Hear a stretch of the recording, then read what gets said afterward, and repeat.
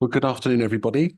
I'd like to begin by welcoming those members of the public or press who have joined us today, either in person or watching via the live stream, to this meeting of the Communities, Social Mobility and Inclusion Committee at New Shire Hall in Alconbury Weald. The County Council allows filming and photography at its public meetings, so please feel free to take pictures, tweet or blog during the meeting, but could I please request that members of the committee and the public turn their mobile phones to silent or vibrate whilst the meeting is taking place. There's no fire alarm test scheduled for today, so if the alarm sounds, please leave by the nearest marked fire exit and assemble in the car park. And we'll go to item 1, which is apologies for absence and declarations of interest. Nick. Thank you, Chair. There are apologies from Councillor Costello, and Councillor Gardner is here as a substitute. Thank you, Nick. And does any member wish to declare any disclosable pecuniary interest or non-statutory disclosable interest? I see no hands, so that's fine. Item 2 is the minutes of our meeting held on the 19th of October. We're asked to approve them as a correct record. Can I ask if any member disagrees with the accuracy of those minutes? Nobody. So I see no objections to those minutes, so I'll sign those as approved. And item 3 will go to public questions and petitions. And we have received one public question, which will be heard. And when we reach item 8, they'll be heard when we reach item 8, which is the Library Service Annual Report. And we've not received any petitions for this meeting at all, if that's acceptable to everyone. So moving on to item 4, which is a key decision. This is Cambridgeshire Skills 2024 procurement. And the head of procurement of adult education providers, which will be presented by the head of service for Cambridgeshire Skills. That's Tom Malloy. Welcome, Tom. Thank you, Chair. Thank you, members.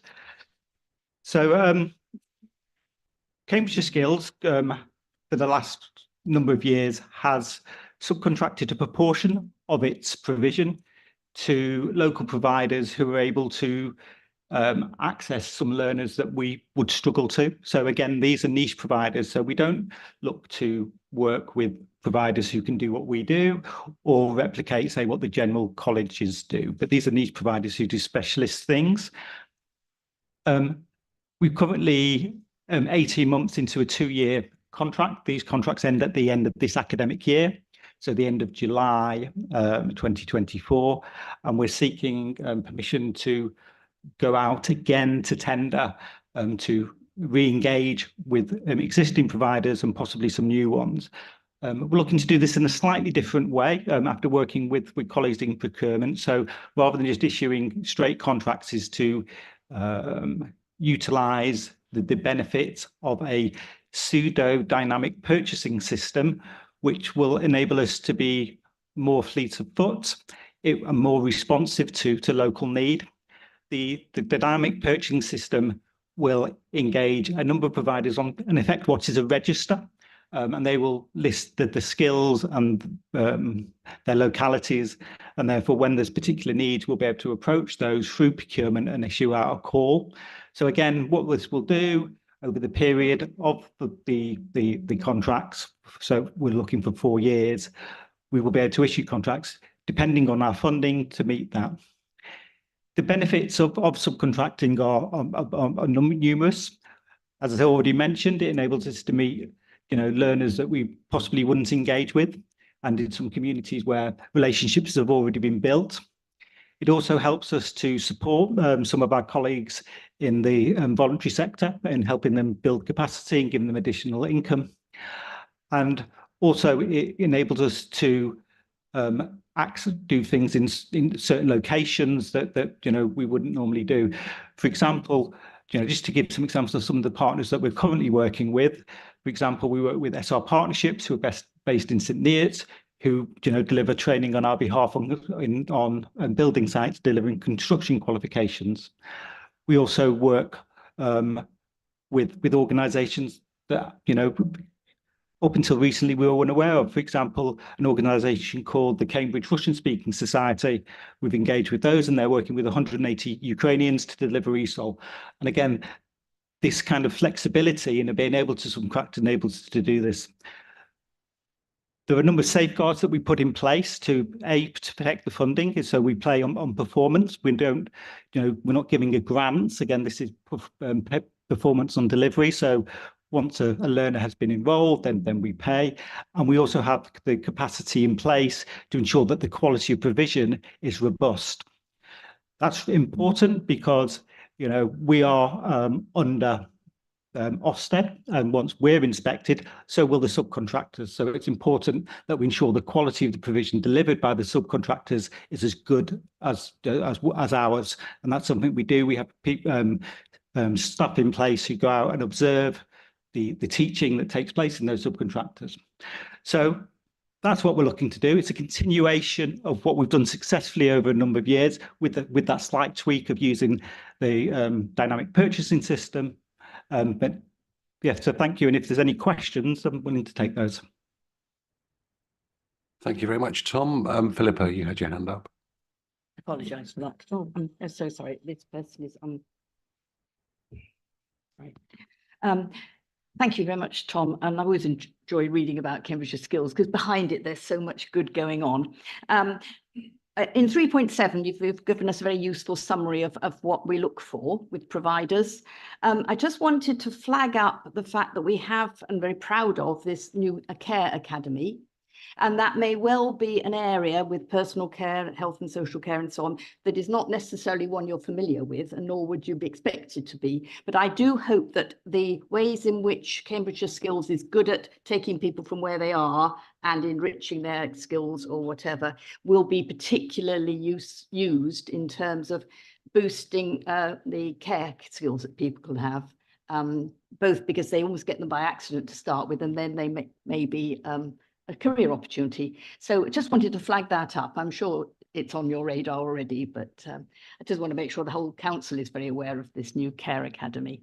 Thank you. That was all. It is, thank you. And it's something that we do look at, and looking at that course is to create progression pathways into opportunities such as the Care Academy. Thank you. Alex? Thank you. Thank you for the report. I was looking at section 4, which is really interesting, when alternative options considered. And of course, I understand the benefits of subcontracting the services, but I was noting the reason for not having services in house is, of course, the shortage we have in recruitment and some other related issues. But I was wondering, to what extent do you think this shortage, which is a national shortage of post-16 teachers in particular, would actually affect us anyway, regardless of the model? Like, I'm trying to understand a bit more, like, are we more immune to this impact of national shortages if we are going through this subcontracting option as opposed to in-house provision? Because that's kind of the main reason given there. I think in general, I'm concerned about how are we able to mitigate the national context of shortages in some of the teaching provision locally here in Cambridgeshire. So if we can have your comments on that, that would be helpful. Thank you. Yeah, no, it's a good point. I think one of the way that it is mitigated is the organisations that we're working with and are likely to work with in the future are already delivering learning, so already have that capacity in place, and it's likely that they'd have other contracts and other things. There's not many, I can't think of any actually, where they're uniquely being funded through the contract with us. So what we're doing is tapping into capacity which is in place and already employed, and having to look to recruit an additional 25% to meet what, if we didn't go down this line, I think would be difficult. So I think that's where it is, because actually we've already, those organisations have kind of already found their staff, got them in place, because that'll be part of the due diligence that we go through, that they're able to evidence that they've got the staff, they've got the capacity, and those staff have the right qualifications and experience to deliver, as I was mentioning, sort of to the Ofsted standard. Thank you, Tom. Claire, you're next. Presumably one of the things that you're looking for in searching for providers is the location, so that people who are going to be taking advantage of these courses are not having to travel too far. Can you just tell us whether you have any difficulty finding providers across the county? We didn't the last time we procured. I think, again, we've got good coverage. We've got providers in most locations, if not all. And where we don't have that many subcontractors in East Cambs, for example, but we do more direct delivery there as a result. So I think when you combine it with the service, because the service delivers 75% of what we do, I think in combination we're able to make sure we do have good coverage across the county. So how much of the how many of the courses are delivered online as opposed to in person? And are there any issues to do with transport? We do deliver online, and I'd say it's about a quarter, and it's mainly around those qualifications such as English and maths. There's certain things which don't work online particularly well, but we learned a lot because before the pandemic, we didn't deliver nothing online. So we had that huge transition, which actually we've learned a lot of really positive lessons from. Travel, unfortunately, in some cases is always an issue just because of the size of the county. But we do our best to mitigate that by using libraries, community venues. I said we do use across ourselves 75 venues across the county. So as I said, it's not perfect, but I think it's good.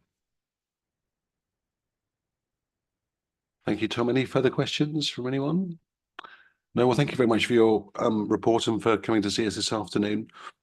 If we now take the recommendations, we're being asked to agree to Cambridgeshire Skills running a procurement to engage providers on a pseudo-dynamic purchasing system, to delegate authority to award and execute contracts for the provision of an adult education provision of adult education starting on the 1st of August 2024, to the Executive Director of Strategy and Partnerships in consultation with the Chair and Vice Chair of this committee, and finally to delegate authority to agree extension periods to the Executive Director of Strategy and Partnerships, again in consultation with Chair and Vice Chair, when deciding which providers meet the criteria to join the pseudo dynamic purchasing system. Is everybody happy with those recommendations? Yeah, those in favour, please show. Thank you, that's unanimous. Thank you, Tom. Thank you, everyone. Moving to item 5, which is the business and financial plan. I'll refer or pass over to Sue Grace, who's our Executive Director of Strategy and Partnerships, and the Executive Director of Finance and Resources, Michael Hudson, is also with us today, and the committee's finance business partner, Claire Edwards, is also with us. Welcome, Claire. And then I will then go through the paper in each section, so people can obviously ask questions as well as that. But I will hand over to Sue to introduce the paper. Thank you very much, Chair. So the purpose of this paper is to allow all members of the committee to scrutinise the officers that are present today about the robustness of the budget proposals that you have in front of you in this report and the accompanying appendices. That scrutiny is to enable this committee to recommend any changes or actions for consideration by the Strategy, Resources and Performance Committee at its meeting on the 30th of January.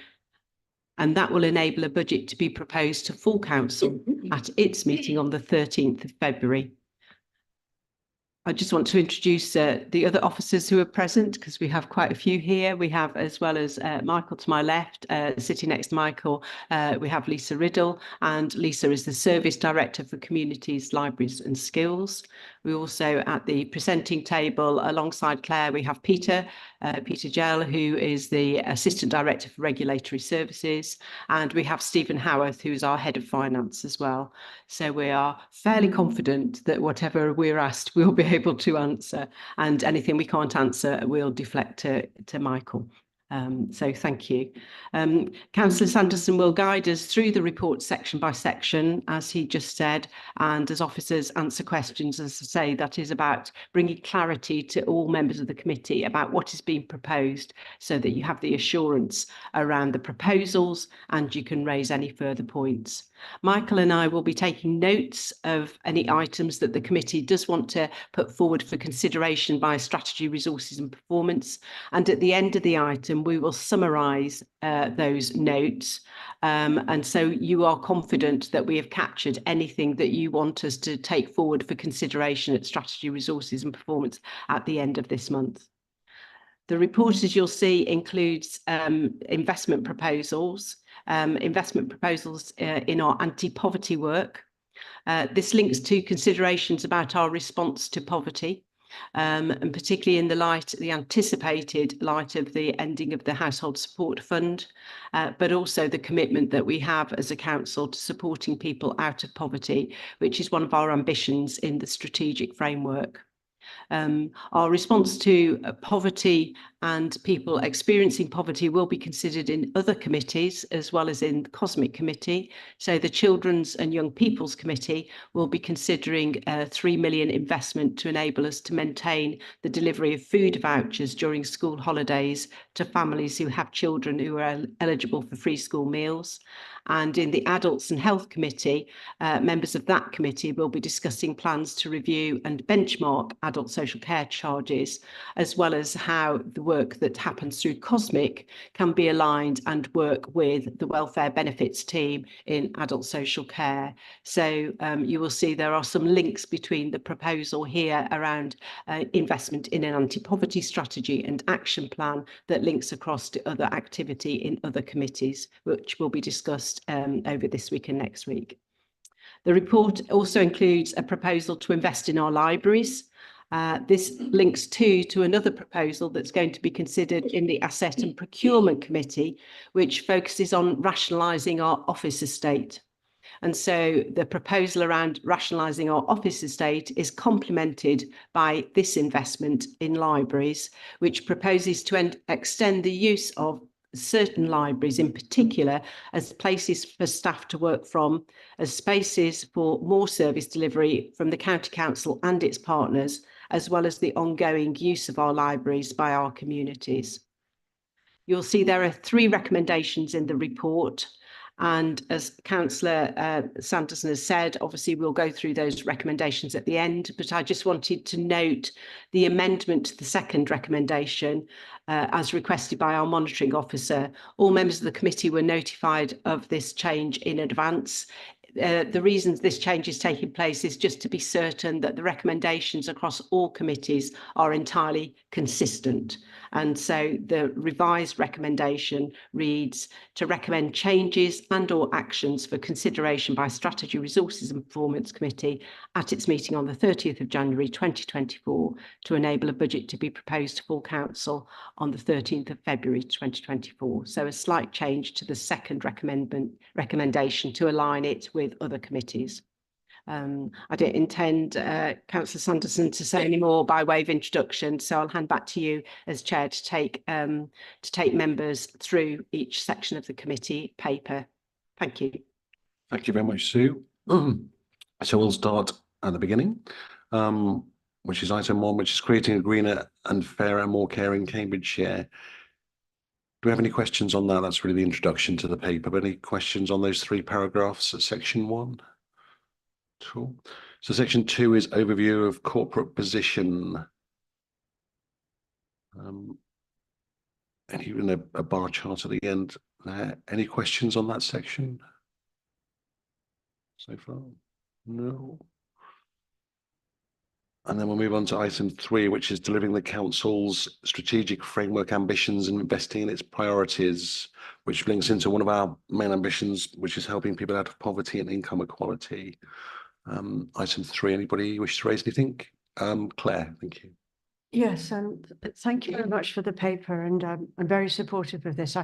My question really, you mentioned, Sue, in your introduction about working across the committees within the county, and that's great. Could you just say a little bit more about liaison with our partners outside the county and where this work sits more generally with partners? Yes, thank you.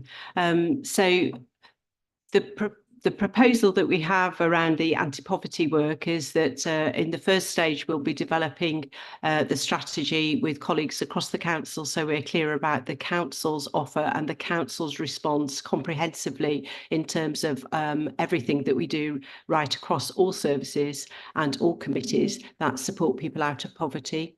We will also be taking that forward with partners, and one of the principal groups of partners we will use is the Community Reference Group, which I think we've referred to previously, and also we've identified for this committee the members of that Community Reference Group. And we will be using that reference group in order for them to be participants with us in the discussion and the development of the strategy, but also to move that out more widely to the wider networks. And you'll see as well in the paperwork and in the detail that's in Appendix 3 that in the delivery of the Household Support Fund, we work with what we described as a trusted network of partners, which is actually in excess of 100 partners across the community and voluntary sector who have different offers of support to people who are struggling either through the cost of living crisis or experiencing poverty. So we already have a well-established network of partners, and as we move into the second phase of the strategy development, we'll be working with those partners and perhaps engaging with them through perhaps an anti-poverty summit where we pull people together and to facilitate sessions such as that with workshops to be able to draw out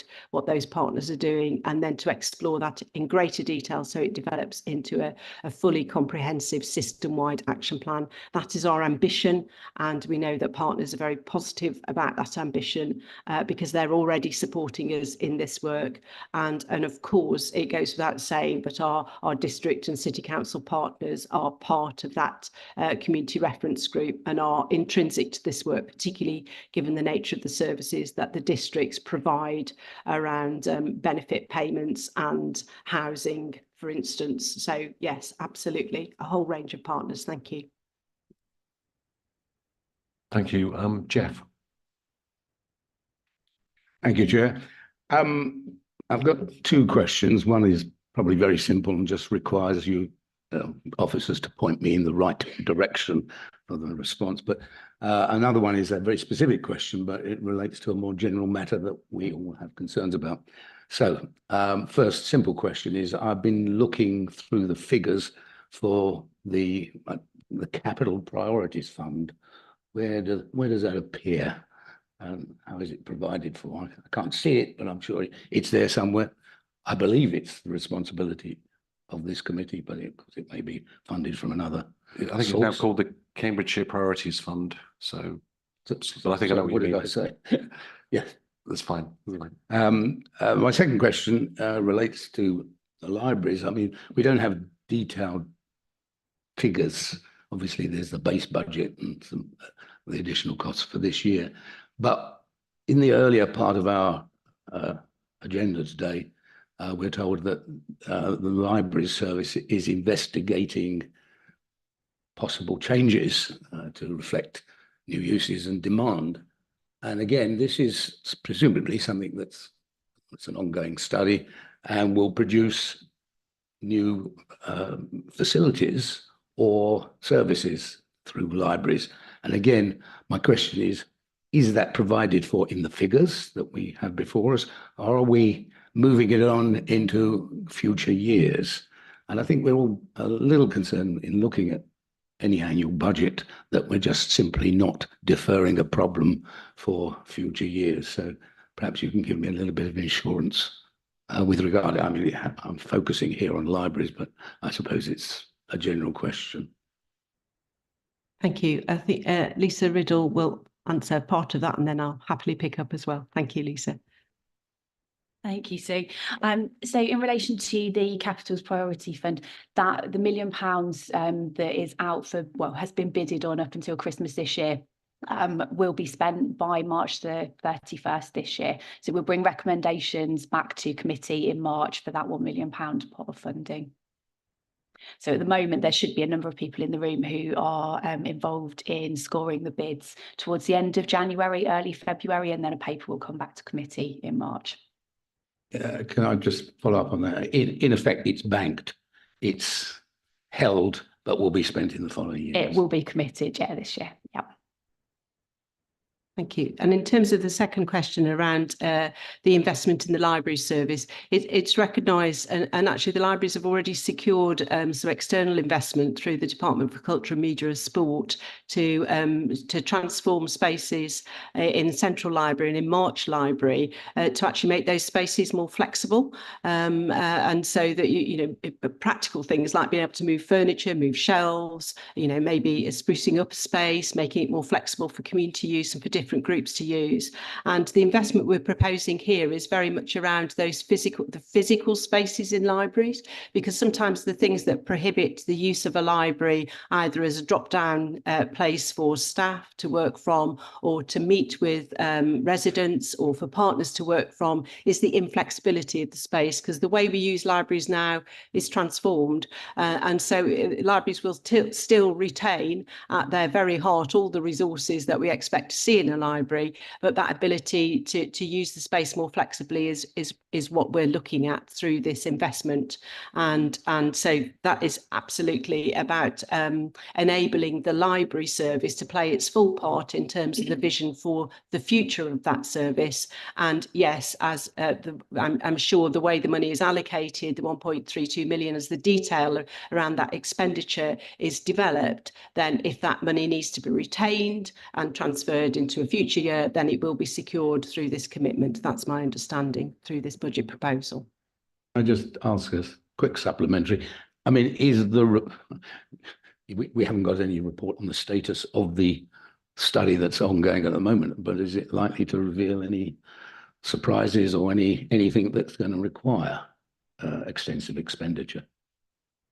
That's the study that's ongoing at the moment, not obviously the rationalisation of the space. By which you mean the study into the future of the libraries? Do you mean? Yes, yes. Well, I think you can never fully anticipate what will come through any piece of work which is looking at the detail of what the requirements are. But we do feel that the proposal we have in front of us of the allocation of the 1.32 million is a very good start towards the investment that we will require. Obviously, as we move through that, if there are further needs, there are also opportunities for external funding, which we bid to, and the library is very successful in securing external funding and has a good reputation around that. So sometimes we do use our own investment to lever money from elsewhere. But obviously, as we go through that detailed analysis, if further investment is required, that will be explored. Just one last point, then, if I may, and then I'll. Some libraries around the country, not here, have put in gyms. They've put in performance space. I know we have some performance space. I mean, all these things cost quite a lot of money. And I mean, that's what people are demanding now. Residents are demanding, well, maybe we have to respond to it. So is that something that's being looked at by this study? Yes, I wasn't quite anticipating a question around gyms, but we do know that obviously in a two-tier authority, then it's our district partners and city council who are responsible for leisure services. So in many cases, unlike if it's a unitary or city authority, then certainly some of that thing that you would describe more as leisure provision may not be something that we would look at in our libraries. But obviously we're open to ideas. But certainly, no holes barred, I would say, but we are very mindful that districts have leisure facilities. Thank you. Just to add to that as well, the work that we're doing on decentralisation and closer to communities, it very much links with this library study piece. So some of the pilot projects are throwing up how we can work closer to our communities and bring some of the services or partner services that may have been delivered previously in either corporate offices or in other buildings that are come at an expense to the council, could potentially come through our libraries. So all of those things are being picked up. So the decentralisation work is also informing this, and then will inform the costs as well. Okay, thank you all. We'll go to Steve and then David. Thank you, Chairman. Just a brief statement and then a question, if I may. I and the Conservative Group welcome the opportunity to scrutinise the budget, and there's some good things in here that we would support. However, as a group, we will vote against all the recommendations pending amendments that may come forward in due course. So I just thought I'd lay that on the table, Chairman. Thank you. I was going to wait until the tables, but Sue's already talked about the anti-poverty strategy, so I'll pick up on that if I may, Chairman, and the 2.2 million investment. Now, 3 years ago, we had a very active poverty working group. And the conclusion from that was the last thing we needed was a strategy. We just wanted an action plan. And we were working on the action plan, and we recruited a qualified officer with the sole remit to develop and deliver that action plan. Now, after the joint administration took over, the working group was scrapped, and the officer that was recruited, his remit changed significantly. So basically that work stopped. So 3 years down the line, we're now thinking of developing a strategy and action plan. So I regret the fact that we've lost 3 years, but we are where we are. I'm just concerned that it appears to be saying we're going to do all this work and we'll allocate £2.2 million, but we're not quite sure what we're going to spend it on.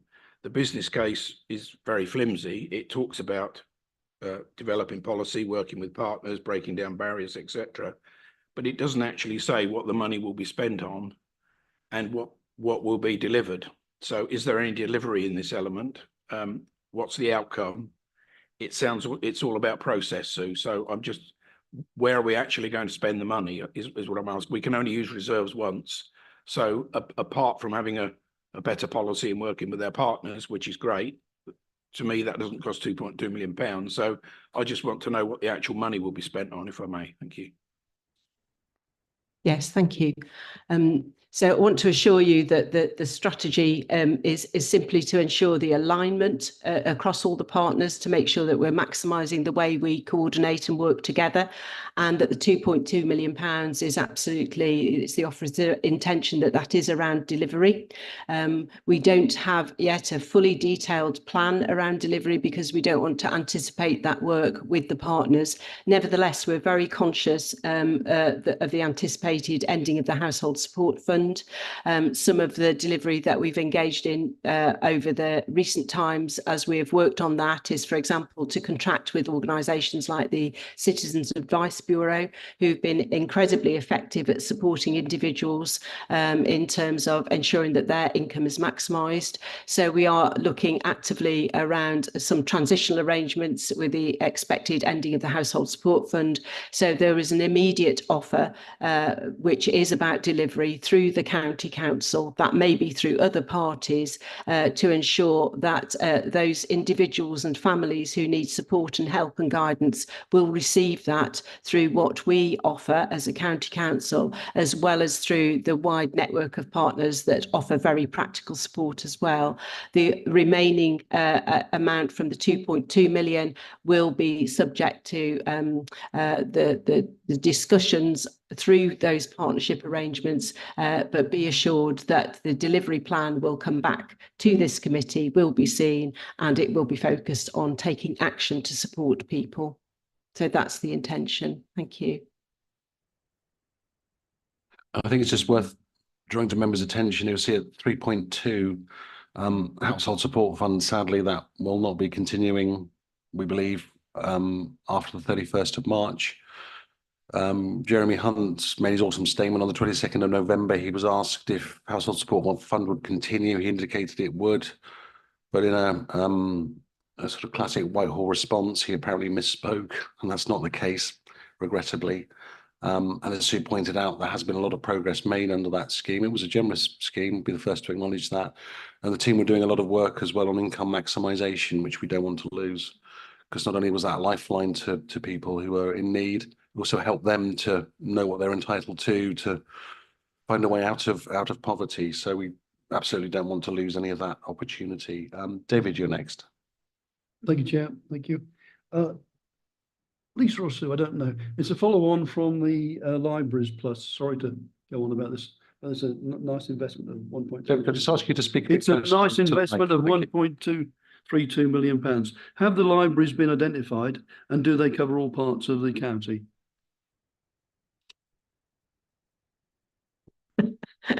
We should have thrown a ball across the room, haven't we, as to who's going to answer. We've started to look at certain libraries that we think might be more suitable as drop-down places for members of staff. And certainly in the paperwork that comes through to the Asset and Procurement Committee, and Michael might want to say something on this point, we've made an early consideration of where those spaces might be in terms of alternative locations for staff to work out of. But nevertheless, we do want to look comprehensively across our library service at what the needs are and how they can be best used. And I would say as well that always includes our mobile library service, which you know is an absolutely vital service in rural areas, and that delivers you know, from the mobile kind of vehicles all sorts of support into those local communities. So we will look comprehensively, but some of the investment will be focused on those locations around you know, alternative use for members of the staff. Yeah. Thank you both for the answer. Just through you, Chair, if I may as well, just to add to that, the Asset and Procurement Committee Appendix 1, Appendix B to that has a map, and you know, the simple answer to the question is it covers all of the county. Obviously, the size of the library will depend on the level of investment that's potentially capable within that, but it does cover the entire footprint of the county. Because all members have read Appendix 1, Appendix B, is that correct? Is that the Sorry, Chair, that's the Asset and Procurement Committee papers. Just making cross-reference. And we're all familiar with that, I'm sure. I'm sure Ros is. Absolutely. So actually, Ros, you're next, to be followed by Ian, Lucy, and then Claire. Yes, there's two types of question. One is about Libraries Plus, and it's just sort of how that spend moves forwards and how we're going to understand it, because it is really complicated.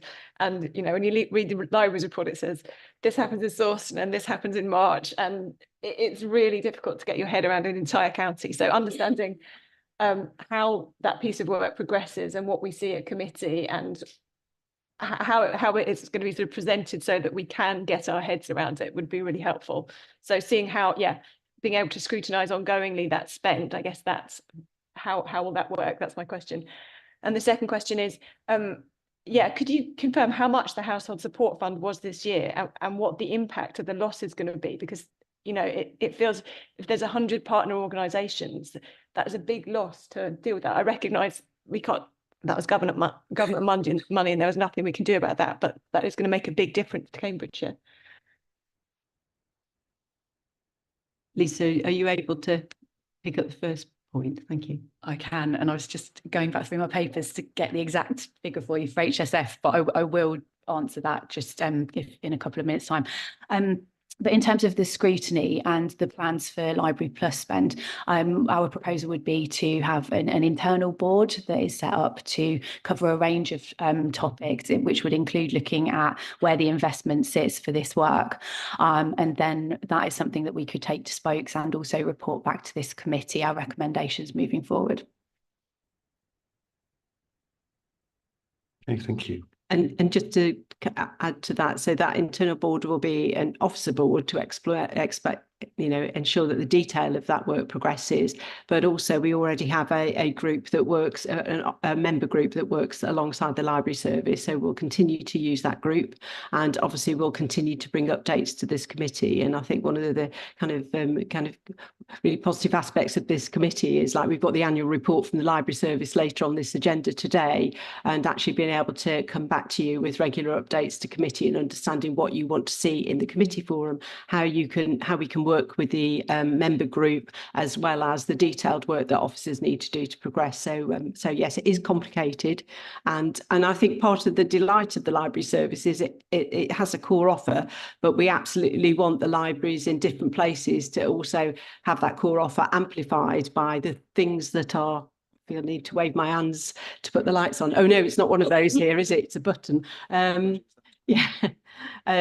To amplify that core offer with services that absolutely meet the needs of their local communities. So it is complex, but it is important. I think we do have the figure in answer to your second question as well. Yes.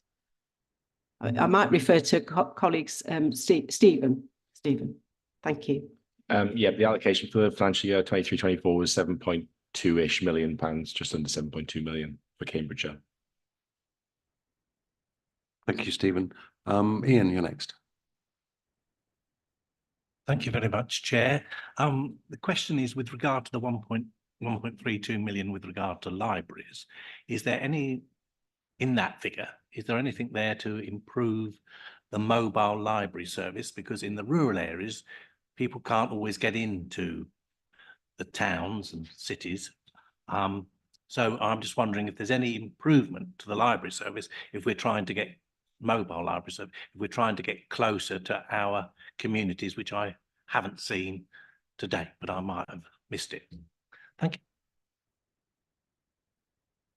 you. Yeah, yes, because this is a fairly broad paper, you're absolutely right. We don't specify the mobile library service specifically. Mobile library service will be an aspect of the library delivery that is regularly looked at, because obviously sometimes the demand shifts and changes as to where communities identified a need for stops and other places where things change. So it is something that is constantly reviewed. And I think in terms of knowing, have we, I mean, it's a relatively small fleet in terms of the mobile service, but whether that fleet would be, would benefit from being updated, improved, I think that does absolutely need to be part of the consideration of this review, because of the significance, as we say, of that aspect of the library service alongside the fixed libraries.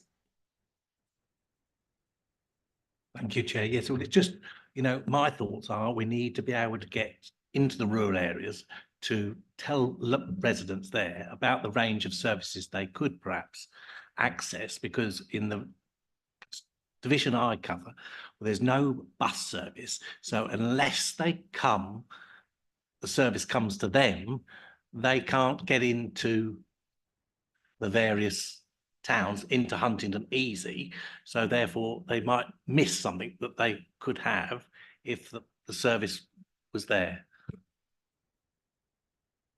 I think just to come in on that point, completely agree. And from an officer service perspective, it's something that we've been exploring with our partners as well. In particular, our health colleagues. The Child and Family Centres have also tested bringing out some of their services on mobile libraries this year. So I think it's something that we would want to grow over the coming months. Thank you. Some very good points there. Lucy, you're next. Thank you. I've got a couple of things I wanted to say. First of all, I wanted to respond to Steve's point about the anti-poverty action plan and any kind of, I just want to be absolutely clear that I do not accept that we have wasted any time at all, or that we are 3 years behind on an anti-poverty action plan. There may have been a pause in whatever plan was being written, but what has happened is very, very, very clear delivery on anti-poverty action. And that is very clear in this paper. It's very clear that it says in 2023-24, the council has spent 9.4 million in delivering the real living wage, which is absolutely about tackling poverty and tackling low wages.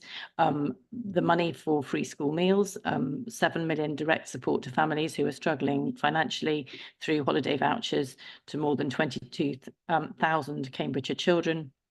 And also the work that the council has done on household advice and support team and on income maximisation. So if there was any implication that we have not been taking action on poverty, I want to very fundamentally deny that. I think that the action that has been taken by the Joint Administration in dealing with poverty in our county is one of the things I am most proud of over what we've done over the last 3 years. I would also like to say that it's been made significantly more necessary by decisions that have been made by national politicians and by the national government. And the challenges for this council in continuing that work, given the decisions that have been made by national government, are significant and getting worse. And we've had a couple of questions in this meeting about the fact that Jeremy Hunt, first of all, said we were going to be continuing with the Household Support Fund, and now it seems that that is not going to be continuing. That government maybe U-turn, or certainly decision not to continue to fund something when they had said they were going to continue to fund it, will have a significant implication for families in Cambridgeshire who are really struggling. We will do what we can at this council to mitigate central government withdrawing funding from that kind of work. But any implication that we are not and have not been really focused on that over the last 3 years is entirely unjustified. So I did want to say that. My other question for Sue actually is about emergency planning. So over the course of the last couple of weeks, we have had some significant incidents in Cambridgeshire. Fortunately, not quite as bad as some of the incidents in the rest of the country with flooding, but there have been quite significant flooding issues across Cambridgeshire. I know that our staff have worked flat out to try and make sure that that those incidents were responded to, and actually I've been really impressed by the way in which they've kept members informed over what is being done, what the river levels were, all sorts of I think the level of information coming out from officers has been good to members, but I am aware that it's a small team managing that, and that sometimes it's been quite tough. So I just wondered whether you could let us know whether you feel that we have enough resource in that area, or whether the council is somewhat stretched in its emergency planning capacity. Thank you. Yes, thank you very much. Yes, emergency planning and that team sit within my area of responsibility. So thank you for raising that. And you're absolutely right. It does take an incident like the experience of the last few weeks to actually expose just how much pressure that team is under. It is a team of 4, a manager and 3 officers. And at the moment, we're benefiting from having one of our graduate trainees working with us as well. It's a shared team too across Cambridgeshire and Peterborough. So in terms of the geography that they have to cover and support, both in terms of liaising with our own organisation, whether that's with colleagues in highways and all the work that they would do in the situation of the floods, or colleagues in adult social care, but also our partners across police, fire and districts. So it's a very small team, and I would absolutely concur that I don't think that in terms of our responsibilities under the Civil Contingencies Act, which we do fulfil, but nevertheless, in terms of really developing and strengthening our emergency response, then that is very challenging with the team of that size and scale working at this time across Cambridgeshire and Peterborough.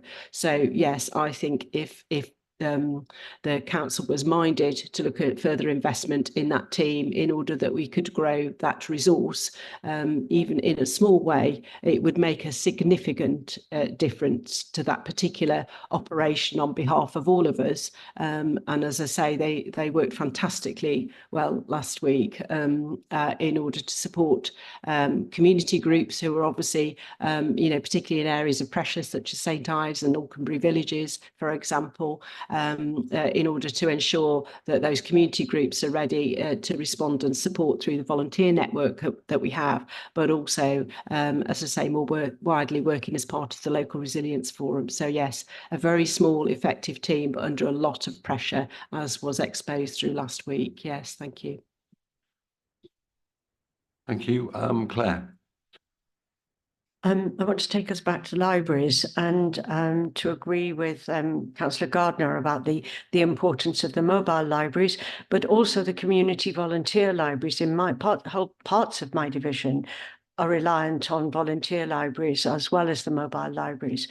But my main point actually is that we're talking a lot about libraries without, I think, a professional librarian in the room, a really important profession. So could I have some reassurance that librarian colleagues are fully invested and involved in all of these discussions, that we're listening to what they have to say? Absolutely, you can have that assurance, and we do have the library annual review later on the agenda, and Gary Porter, who's the head of our library service, will be presenting to you. And Lisa and Gary have worked really closely with colleagues around the development of the budget proposal, and obviously Lisa and Gary work very closely together in the development of the service per se. But yes, absolutely, they're fully part of this. Thank you. Thank you. Anybody else wish to comment at this stage? Ian? Thank you, Chair. Just following on from Councillor Nasinga, as the member for Auchenbury, I would just like to thank the emergency group for all their work, particularly with the Auchenbury Flood Group in the recent flooding situation in that particular village. I know there was flooding across the whole of the county, but I would just like to put on record my thanks to the group there that helped with the situation. I'm sure there are things we could do better, and I think perhaps it might be going forward, it might be a good idea to have those groups, flood groups and all those divisions that had flooding, where we could just come together and give our thoughts as how we could perhaps improve things going forward before we go spending money that perhaps we could, we could sort of look to see what was actually required for those groups that are actually on the ground. So I wholeheartedly support that. Perhaps it might just help to have that initial discussion before we decide where we're going to spend. That was all. Well, thank you very much. And I shouldn't say this, I do recall the floods of 2020 as well, Christmas into New Year, which coincided with COVID. And I remember that very starkly as I was the senior officer on call.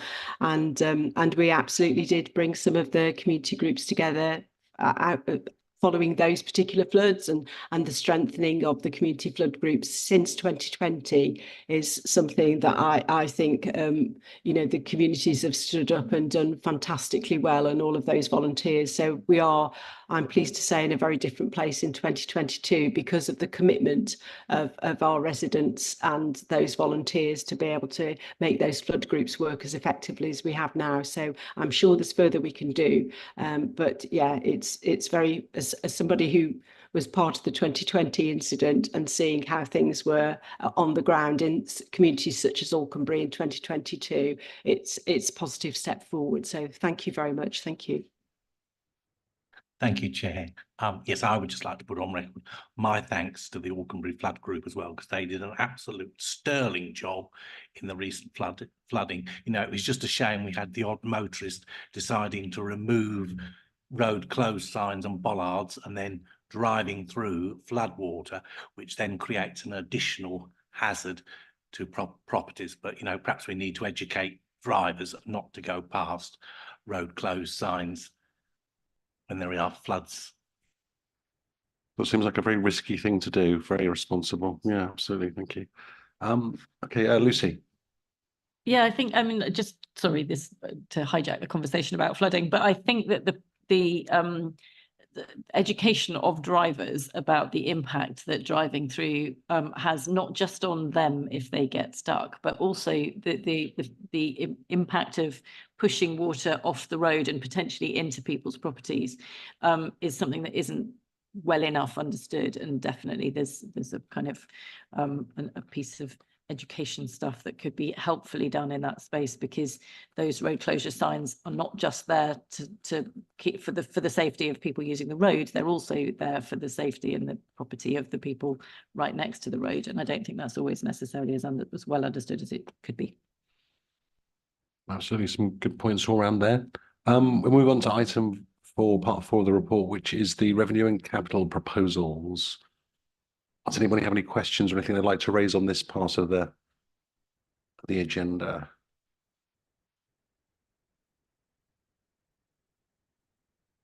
Sorry, Ian, again, sorry. Sorry, Chair, it's me again. I do apologise. Under page 38, ER 6.10, we've got a service director post there that's not being filled. As I understood it, that particular director was looking at the decentralisation further down. So how are we going to deal with decentralisation now, or are we just kicking decentralisation further down the road, as you might say? No, we're definitely not kicking it down the road. It's now known as Closer to the Communities, and you'll be aware of the various pilots, strategic and tactical pilots that we're working on, that are being developed. But I think Lisa is really doing a lot of the work on this, doing the work of 2 people. Is that fair to say? Or 3 people? I'm happy to do a really quick update. So as I mentioned earlier, we have got a paper that will come back here in March to provide some updates on the pilot work and the themes that are emerging from the work. However, since we probably last discussed at committee, we have got a project officer who's supporting the work full time. That's Jessica Rose Kennedy, and I'm sure Jess will be here to help present the report in March. We've also set up an internal governance board, so that is across all of the directorates with senior leaders meeting on a monthly basis. So that's helping us to make sure that we're keeping track and progress of all of the pilots. And what we're also really being able to focus in on is the themes. So actually involving people in co-production, moving services closer to people, whether we devolve budgets or devolve decision making. So they're the themes, and it's also leading to some additional staff training as well. So we've got some workshops planned for January and February that's helping people to, on the ground, actually monitor and evaluate in more detail some of this work. So there's some really exciting things happening. Yeah, lots and lots of progress on the pilot. So we'll bring a fuller report back here in March, but it's not gone away, and the removal of the post in the paper hasn't affected the work. If anything, it's really gathered pace over the last few months. Thank you, Lisa. Alex. Thank you, Chair. Just wanted to first thank all the officers involved in the very long budget process. I think it's very easy to look at, for example, government very likely ending something like a 7 million budget in our council and say, let's not do anything about this. So actually it's very difficult to look at where can we take, even if it's not ideal, from reserves or other sources to actually still plug in the gap, because the cost of living is still existing and continuing. So I know it's a very difficult time and task for everyone. Just want to say thank you to everyone who worked on this budget process.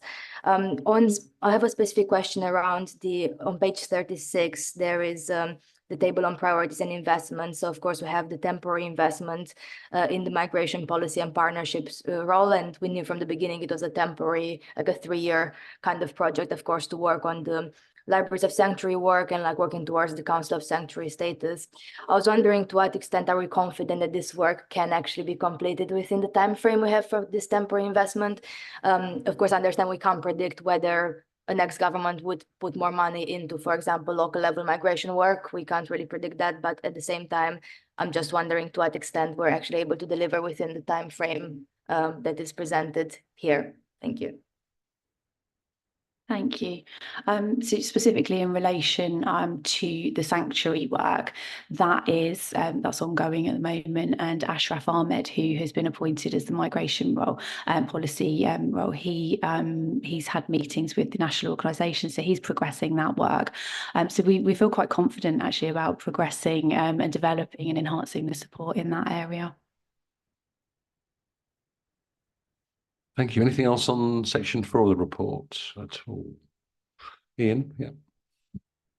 Sorry, Chair, you'll be getting fed up hearing from me. On page 36, I think it is, under priorities and investments, 544, we've got removal of temporary funding for coroner staff to address the backlog. If that is done, will that mean that the backlog, that we could get a backlog coming back, or have we now cleared the backlog in its entirety? That's, I wouldn't want to see the what was there before starting to build again. So that was really the question. Yes, so for me, Chair, yes, it's got us into a position where we've been able to remove that at this point in time. So we've used it quite carefully in the way we've restructured behind the scenes, lots of way we operate, sort of process-driven staff development and training, and the whole efficiency from a booking perspective as well, in relation to how we manage inquests, and what that enables us to do is to remove that at this point in time. Clearly, we've got a growing population, and we don't quite know what the future will bring, but it doesn't allow us to help the budget position at this point and remove that. But we will keep an eye, and we are quite closely looking at these statistics and the trends going forward. Thank you. Okay, thank you, Peter. Anybody else on section 4?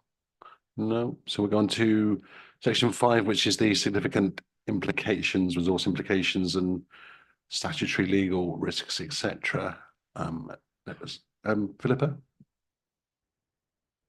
Yeah, this is for 5 and 6, domestic abuse and sexual violence.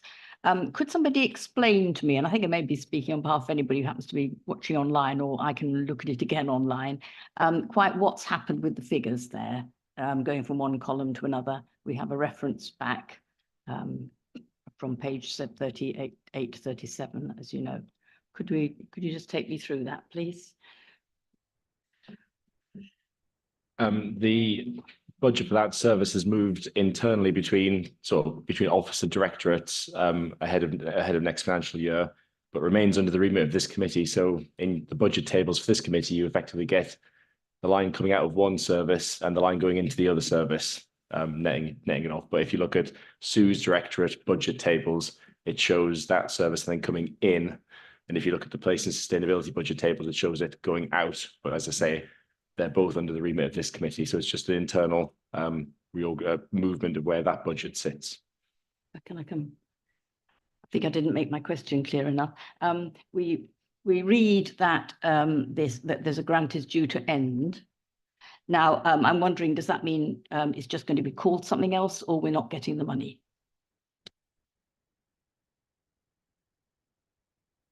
I think Lisa just wants to come in at this point. Yeah, happy to. At this point, we do not know. So the money that we have got in the budget is confirmed until March 2025 at the moment. So we're just waiting to hear about a proportion of the budget, which equates to about a quarter of the staffing. But we won't know until later on in 2024. So probably we hope to find out about the summer. So we've put it into the paper now just to flag that potentially we might have to restructure the service ready for a budget reduction in April 2025, but we just don't know. We haven't had that confirmed yet. Thank you. I'm sure I speak for all councillors in that we really value specialist service that our residents get at a point of crisis. Hopefully not too many with any one of our councillors, but so we don't want to lose the skills. They can't be replaced very easily. So, and it's thank you to all those who've helped our residents over this last year. Thank you. Thank you. If there's nothing else on item 5 of the paper, then I'd like to thank members for a thorough debate and questions. Did you just want to sum up, Sue? Yes, thank you very much. So in terms of my observation, we've had a very thorough discussion, as Councillor Sanderson has said. Just a couple of points I wanted to clarify. Just taking from the consideration here, there was a question or an assurance that the libraries plus work would be cross-county and would include the mobile library service, and whether I just want to check whether the committee members would like me to note that and forward that through to strategy, resources and performance. Of course, we will be bringing further work back to this committee on the development of that library programme. The second point I wanted to clarify was just around the emergency planning point. I fully recognise that whilst emergency planning sits with my responsibility in terms of my directorate responsibility, then obviously this committee is referring to it in terms of its impact on communities. But it also emergency planning touches on other committees as well. You know, it clearly touches on colleagues in, the Highways and Transport Committee, Environment, Growth and Investment potentially as well, and also in terms of our responsibility around care for vulnerable adults, the Adults and Health Committee.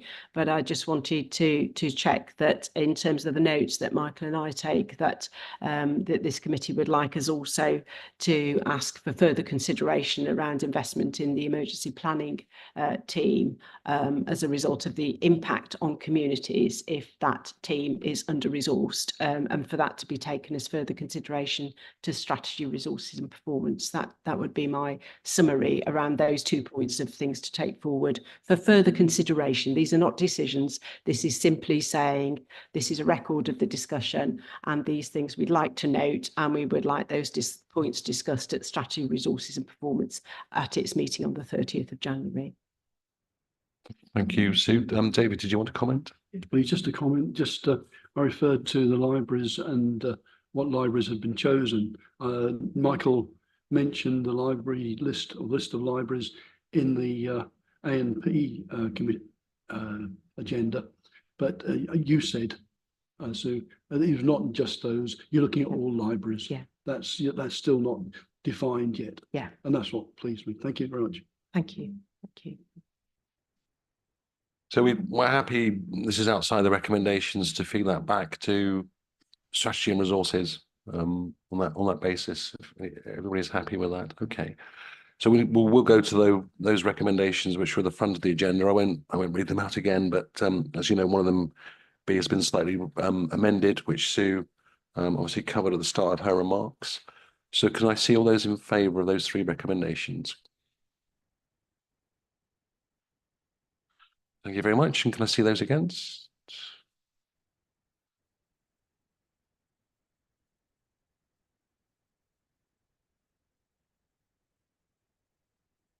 Thank you, everyone.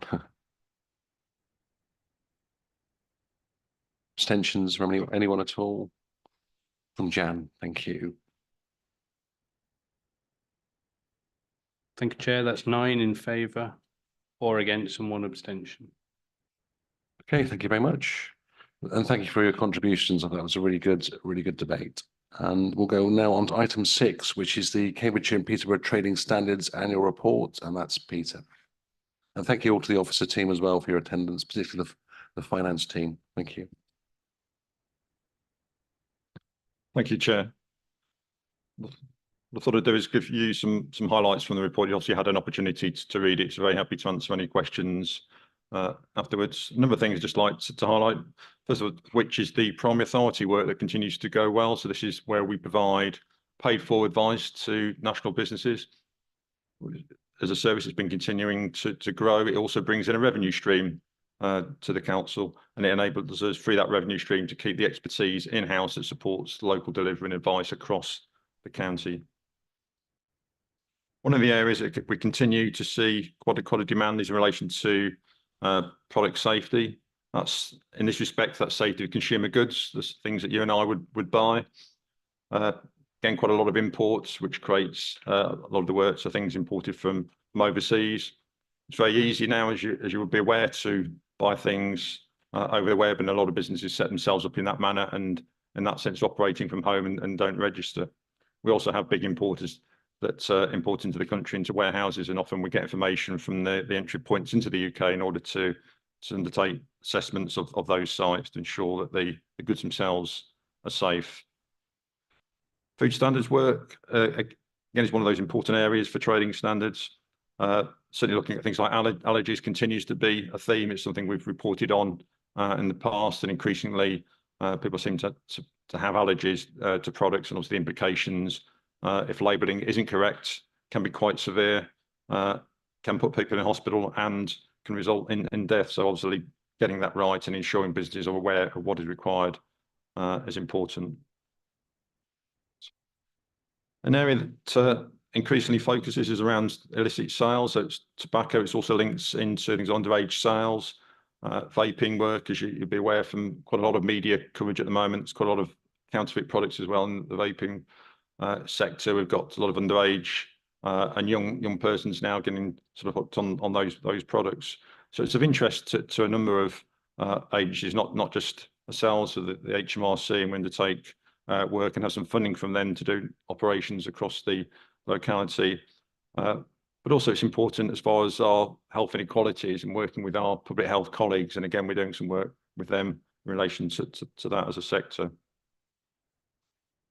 Animal welfare, again, is one of those areas that unfortunately we continue to find problems and severe issues when we do find them, that we address. And also in these cases, the perpetrators end up in the court system, unfortunately, in worst case scenarios. And one of those things that we've seen in recent years is the growth of sort of avian flu. Again, there was some parts of certainly the east of England, particularly Norfolk and Suffolk, that were very hard hit in recent years, and that seems to be a trend now as far as an increase and rise in avian flu. And obviously that's a real concern to particularly our poultry industry across the country. Keeping an eye out for other animal health welfare diseases that can impact on our local sort of farmers is one of those areas that we work closely with them around their biosecurity measures, but it certainly is a risk. And as you know, how tight some of the things can be for farmers these days as far as sort of profit margins on some of the things that they do.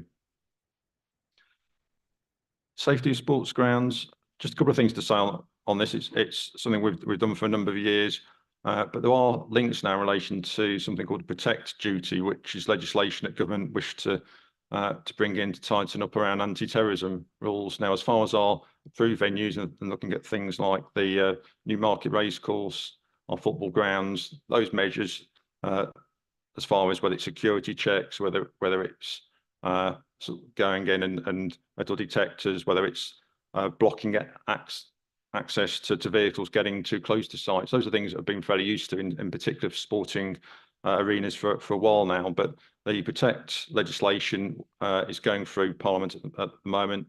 When that comes in, that will relate to a whole range of other facilities, not just our own buildings where public come into, but also events that we may be involved in from safety advisory groups. So that's something that we'll report back to committee at a later day once more is known, but ultimately provide sort of proportionate approach depending on the size of the events, and that will relate to both the organisers and the owners of facilities.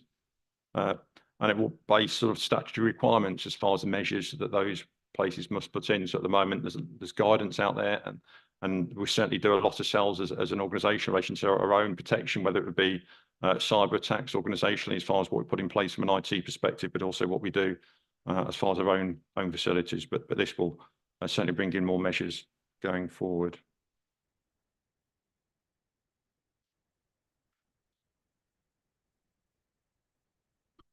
As far as assurance, there's a number of sectors that do scrutinise the performance of the service, and we've seen sort of safety at sports grounds. We do a regular inspection from that body, and we'll have that shortly in the Food Standards Agency review the performance returns on an annual basis. But that's a very quick fly through. Very happy to answer any questions. Thank you. Thank you very much, Peter. Jeff and then Claire.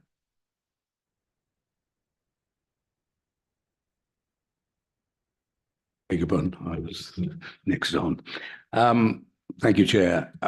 Just a couple of questions really for my own personal edification, I think, but I can't get a measure. Many of you have seen this report in previous years.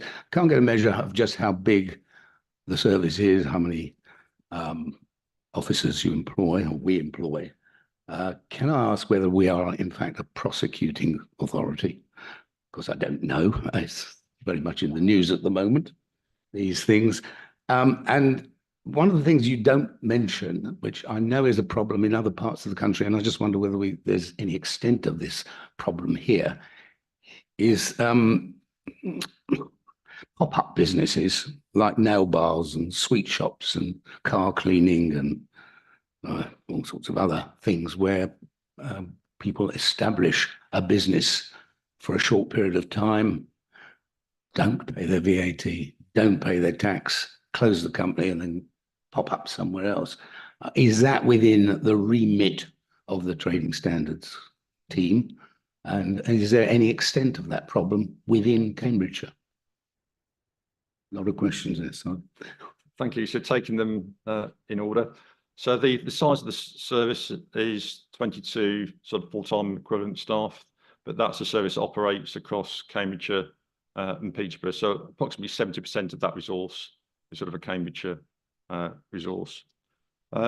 It's pretty typical. There are some bigger authorities and some of the small unitaries have very few staff, and you can imagine it's probably the widest scope as far as any regulatory service within a local authority setting.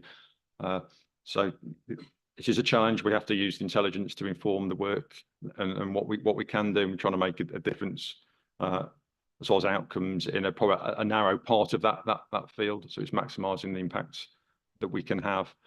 We certainly are a prosecuting authority. We have particular delegations through to the local authority for trading standards. In some cases, there'll be legislation to the local authority, and the local authority can decide who the regulator is, an enforcement body in that sense.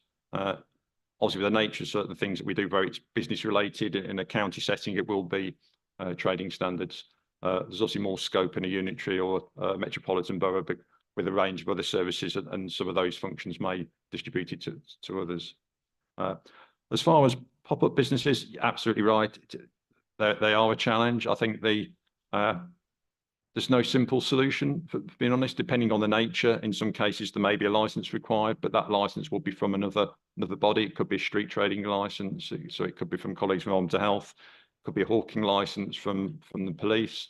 And again, depending what they're doing. So if that's a pop-up and they're selling counterfeit goods, trademark goods, then yes, that again falls within the trading standards remit. So there isn't any one piece of legislation. I think it's about being creative as far as assessing the problem that's at hand, being aware of the wider partners, agencies, and the remit that they have, and working collaboratively to address those. But it's again a similar problem we have around businesses operating from home, typically doing car repairs. It's one I know sort of MPs again I've discussed with in the past in relation to that particular issue, and in that case it brings in a whole range of other services and conversations, whether it's your planning consent requirements in relation to the use. You've got potentially statutory noise nuisance bringing in Environmental Health. You could have parking infringements depending on what they're doing on the roadside. So yes, it would be nice if there was a one single piece of legislation that would allow us to address that, but there isn't. But we are aware, and we would address and then respond to incidents should they be raised with us.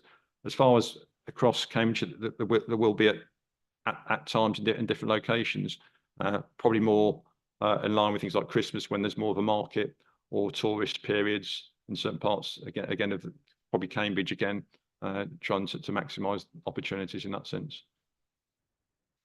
Okay, thank you very much. Claire and then Philippa. Thank you. Thanks very much for the report. I found it actually really useful. My question concerns overlap with district responsibilities. Could you just talk a little bit about where those main overlaps are? And is there in any case any danger of duplication? Thanks. Yeah, thank you. There are actually very few overlap areas with districts, and a few are quite odd. To be fair, so if you take our food remit, so from a trading standards, we're responsible for food standards. So it's things like sort of composition, labelling, things like adulteration fall within a trading standards remit. Environmental Health, which is a district council function, are responsible for food safety. So that's your hygiene element. So we go into the same businesses. Obviously, if we find problems, we like to coordinate and ensure that the relevant bodies are aware. In a unitary setting, again, that's more straightforward because you tend to train and develop your staff to be able to pick up both elements when they're in. So that's one of the areas. I think other is in relation to events. So if you've got significant events taking place, whether it's shows on open space areas, whether it be beer festivals, often you will have safety advisory groups in relation to those with a whole range of partners meeting with the event organisers and any licensing authority, which would be district council if alcohol's being served, in order to ensure that the appropriate safety measures and things are in place. So those forums exist behind the scenes, as does meetings in relation to the food safety and food standards meeting. So there are forums already in place with district councils, colleagues in order to ensure that there's information shared between those bodies where there are things changing on a national landscape, but certainly requires, as far as effective outcomes, good collaboration between the two.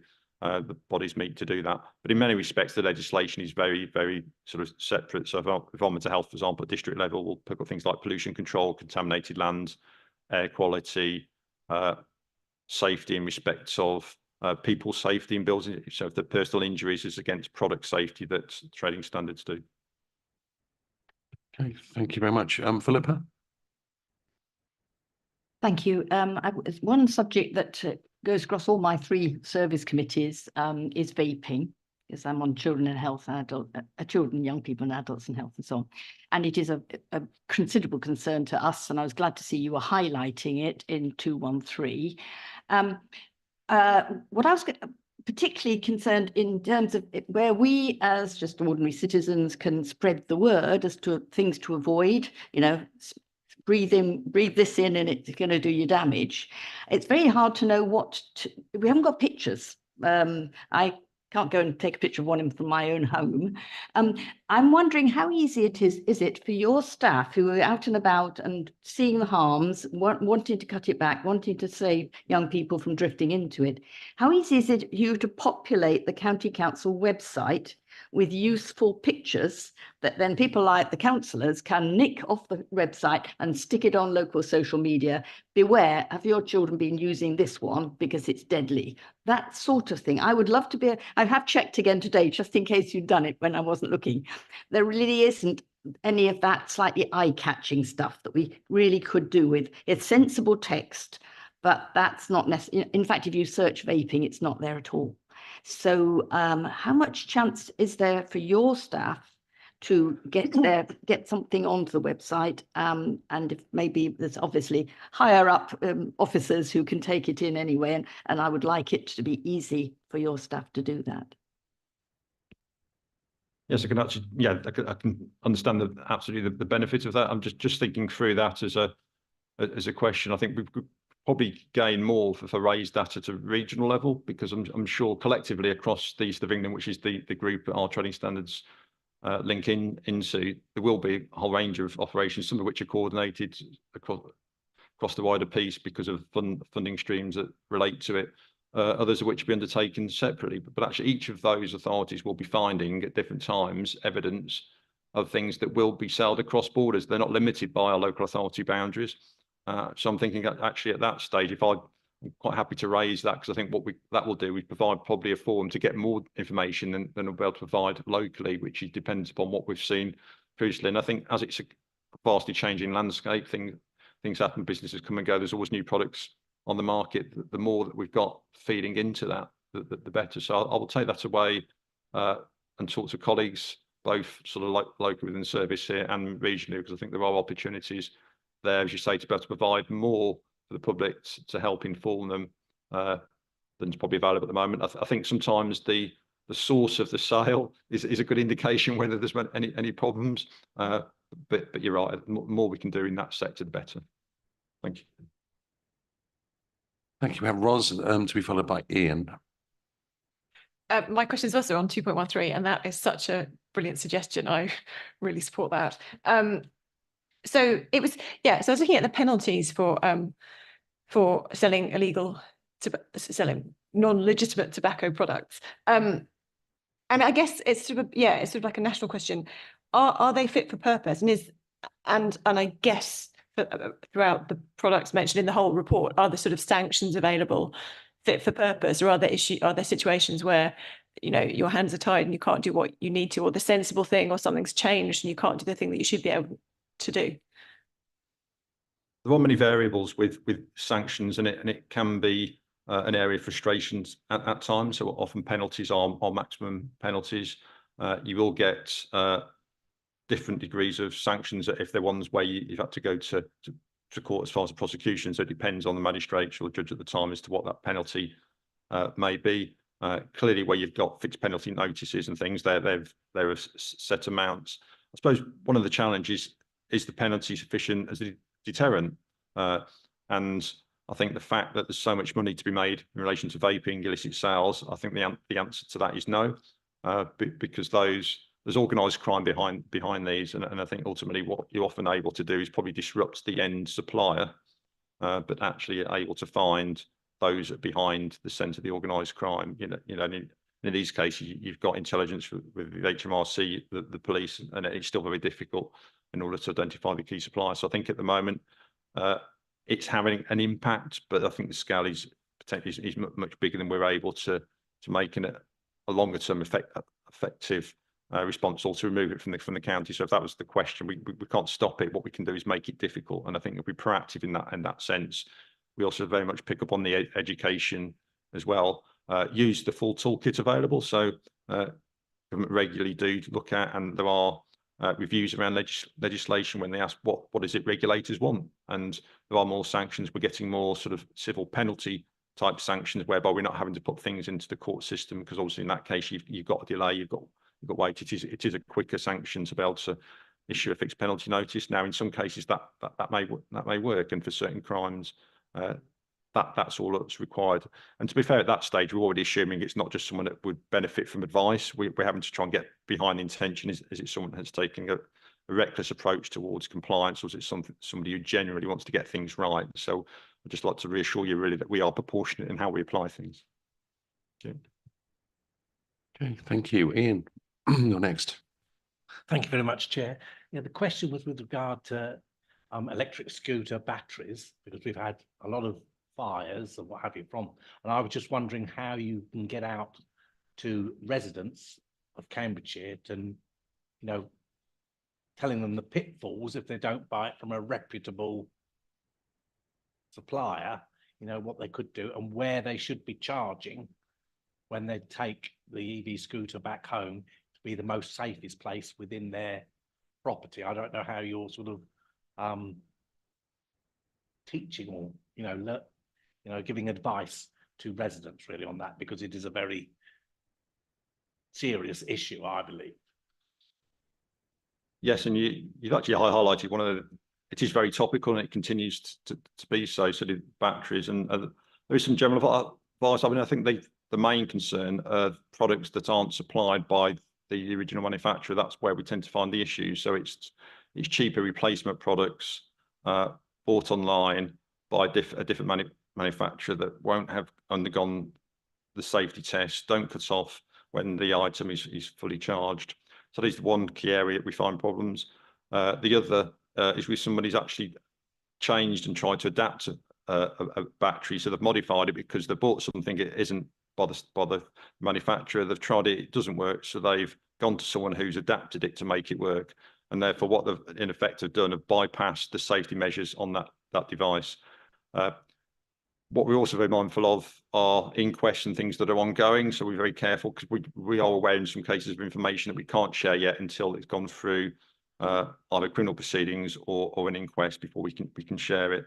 But I will again take back to the team to see if there's more that we can do and put out in the public domain.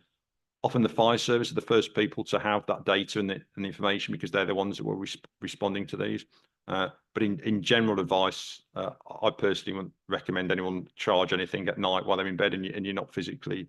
But it's the same with white goods, washing machines or things. I know sometimes it is cheaper to use them at night, but I personally wouldn't use things where you're not physically up there and able to observe if there's a problem. Okay, thank you. Is there anybody else that wishes to comment? That's all. No. Well, thank you, Peter. We'll note the report, and thank you, members, for those questions. We'll go on to the next item 7, which is the Cambridgeshire Registration Service Annual Report, which is also yourself, Peter. Yes, apologies. You've got quite a lot of me this afternoon. So, so again, really reflection back on the service over the last year, and really again just to touch on a number of areas. It's been a tough one for a number of people actually with the financial climate. So it's been tough for some of the venues. We've seen a number change hands. The numbers have remained pretty good. So in total, we've still got 79 approved venues, which is good, but a number have changed hands.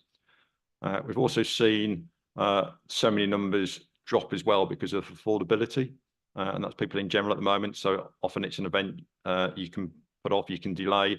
So we have seen a number of cancellations. What I would say is the figures that we have and the numbers have held up much better than some other local authorities. So I was talking to colleagues in Northamptonshire, and theirs have dropped off a cliff is the way they described it as far as their ceremony bookings. So I think we've held up pretty well in the circumstances.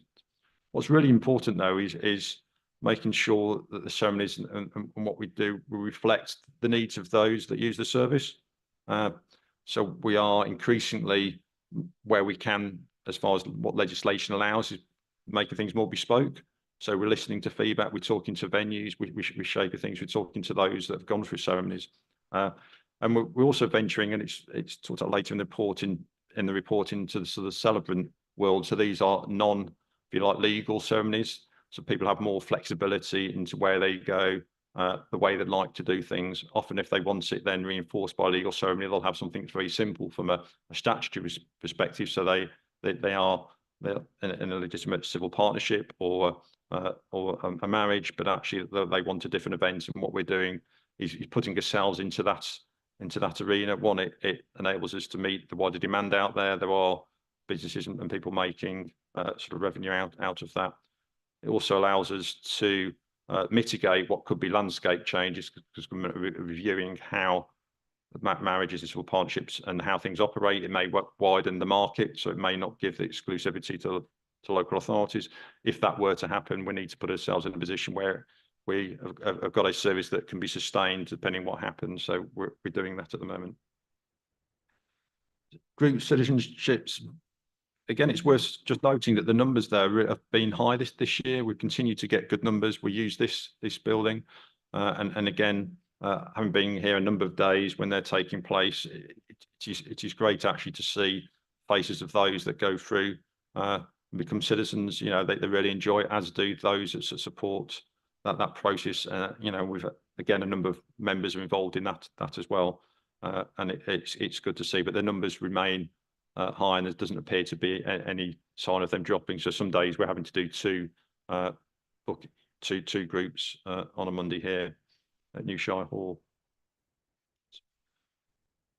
One of the themes that we've spoken to members about, and you were keen to explore, was around sort of marketing of the service, not just really for ourselves and the services that we provide, but for the wider approved venue community and those businesses that support them. And we did quite a lot as far as contacts and sort of, and that really links into some of the changes in the services that we're offering, more the bespoke ceremonies on their sites as well. Attending wedding fairs. So again, this is something that we had done prior to the pandemic. We went through a period when we weren't engaged in that, but actually with those other providers, those that offer services, whether it's florists, sporting events, it really helps create Cambridgeshire and those localities as a destination that people want to go to. So very much we're supporting those again now, and using it as an opportunity really to get feedback from the public and the soundings, and what is it they want to see going forward. So one of the ways we know we can better market what we have is to very much focus on the offer that we have, so the facilities that we have. We've made corporate choices at the past and co-located with other teams at times, and that probably works from an occupancy perspective, but sometimes it doesn't mean we can offer the best facilities as far as what it would appear like. You know, we haven't got the if you take the old Shire Hall and outside the picturesque areas, so somebody can go outside. So we're very much also looking at what we can do going forward in relation to offers for our ceremonies, also ensuring that we're maintaining well those that we have on offer is a good one. We haven't got, as some of the approved venues will have, the likes of whether it's Cambridge University, some of the historical facilities that they have. But there is a market for everything, but we're very conscious. We want to make sure we can do the best that's possible for those that use our services. I think we all know, and it's clear from a lot of the conversation on our finance discussion earlier today, how important supporting communities is at the moment. And we've approached quite a large number of sort of voluntary and other sectors to see what is it we can do, bearing in mind the localities that we have around the county. Can we provide information for those in need? Can we put information up there so others can see it? Can you give us signs and things to look for those that may appear in need? Are the things that we can say that gives people a sort of safe place in order to say they've got some concerns, or to be able to reach out in a manner? I think there's always more scope for that, and keen to obviously talk to Lisa and others about things that we might be able to do when we're looking at, certainly around our library service where we co-located and things going forward, but sort of conscious that was one of the areas that as a group you'd raised and wanted us to support, and we're doing so, but obviously very keen to do more going forward. Mentioned the potential reform of the registration system. At the moment, what they're looking at is just the back office, the systems that use, and making it more accessible for members of the public about what they're able to do online. So this is the General Registry Office, the national regulator that will do that. I think greater accessibility is great for the public. They just also need to bear in mind that not everyone has the ability to use technology in that way. So providing there are still ways, and I'm sure will be maintained for people to be able to access things, even if they're not haven't got the sort of the technical skills or the equipment to be able to do things, and just need to bear that in mind going forward. As a service, we're sort of developing in a number of ways. We talked briefly in relation to the marketing. We've done quite a big exercise internally within the service, involving the staff, and have brought some colleagues in from the outside the service, really to get us sort of soundings around those opportunities for service development and improvement inwardly, because obviously if we've got a great working environment for our teams, then they will perform better. So everything from how we communicate, what are we doing around systems, what are we missing as far as opportunities, whether it's have we got things in place as a service in the way we interact with our customers, which we've done because actually it works for us from a practical perspective, but does it provide the best service? Is there something that would be better from a public perception? So we've very much been looking at that. Further work to do in relation to the staff survey, which, you know, Frank, as exec director, we're keen as a group to do, and I think that was really good as an authority. We did that, so obviously opportunities to report on that in the future. I think as performance goes, again, we're as a service, the outward performance is very much in line with sort of the top quartile nationally, and we've retained that. I think what's important for me is that it's not just to say that it's external performance. We are very much customer focused, and we need the look and the feel from the member of the public to be that we're performing well, not just the statistics say we're meeting national indicators because we're processing registrations within a specific time. So we can continue to focus on what does it look like from a public perspective. So that's a quick run through for me. Thank you. Just going to say we've got a couple of questions. Okay, if we go to those now, and then anything else you could follow up later. So if we go first to Bryony, Philip, and then Jeff. Thank you. It's not actually a question and can't be answered today, but through you, Chair, looking at the table in 2.8.5, there's a marked increase in the number of stillbirths registered. And I wonder if through you could ask the coroners for a briefing note as to where they feel that increase has come from, particularly with the current crisis in maternity services. I just wanted to flag it because those numbers are particularly bad numbers. Thank you. Absolutely, we'll find that out for you. Thank you for raising it. Thank you. Philippa? Yes, a comment. It's interesting to see you're supporting communities. It hadn't struck me before that, rather like estate agents, you see people at important points in their lives, so you do get the weddings rather than the divorces. And I think that is, and seeing that as an opportunity, as you obviously have done, for helping people through the consequences of the thing they're registering. That's really good. And I've seen it in Ely, actually, just incidentally. I realised just how much information was around in a really welcoming and friendly way. But it hadn't struck me why it was there, other than it's county council. But it's obviously because it's appetite to what's going on there. That's great. And the citizenship, you mentioned private ceremonies, and I'd like to know what it is that prompts people to ask for that. And on the back of that, just to thank your officers for helping me to be in waiting for having citizenship ceremonies from my division, because we're obviously constrained by data protection. They can't tell me who's up for a ceremony, but they can tell me nearer the time, which is much appreciated. Thank you. I'm sorry, can you repeat your question? So I've just literally got blank. Why private ceremonies? That was the question. Thank you. Yeah, no, thank you. Yes, they're really for those that don't want to be presented in a group. So some do like the group where you've got a number of dignitaries along the lieutenancy in order to present it. Others would sooner go or pick a sooner appointment. We have to deliver them within a time frame, and we do that. But some actually just would like a really quiet affair with limited a member of the close family and one or two others. So what we tried to do is provide something that meets the needs of those. We do put a large number through as a group, and that's what a lot of people want, but some don't. And I think it's one of those areas where we've responded as a service and recognised that there is an opportunity there to provide something that people want. So we continue to listen, and at the moment they're delivered out of Cambridge, but again, if there is a sort of sufficient demand to do those in other localities, we could do that. Thank you, Jeff, and then Claire. Thank you, Chair. A fun point, possibly a fun point, I don't know, paragraph 2.65, and a serious point that emanates from it. According to 2.65, there is a significant increase in pollution in Cambridgeshire, which is going to cause us problems. I'm assuming you're just trying to keep us awake, and that should be population. Yes. Just to show that we really do read these things. I certainly, when I... Well, the point was, I suppose, if it were pollution, then we've all got problems. But of course, you draw our attention to the very thing that I was talking about earlier in the meeting, which is that we do need to look ahead to the provision of all of these services. And you're drawing our attention to the fact that population is increasing.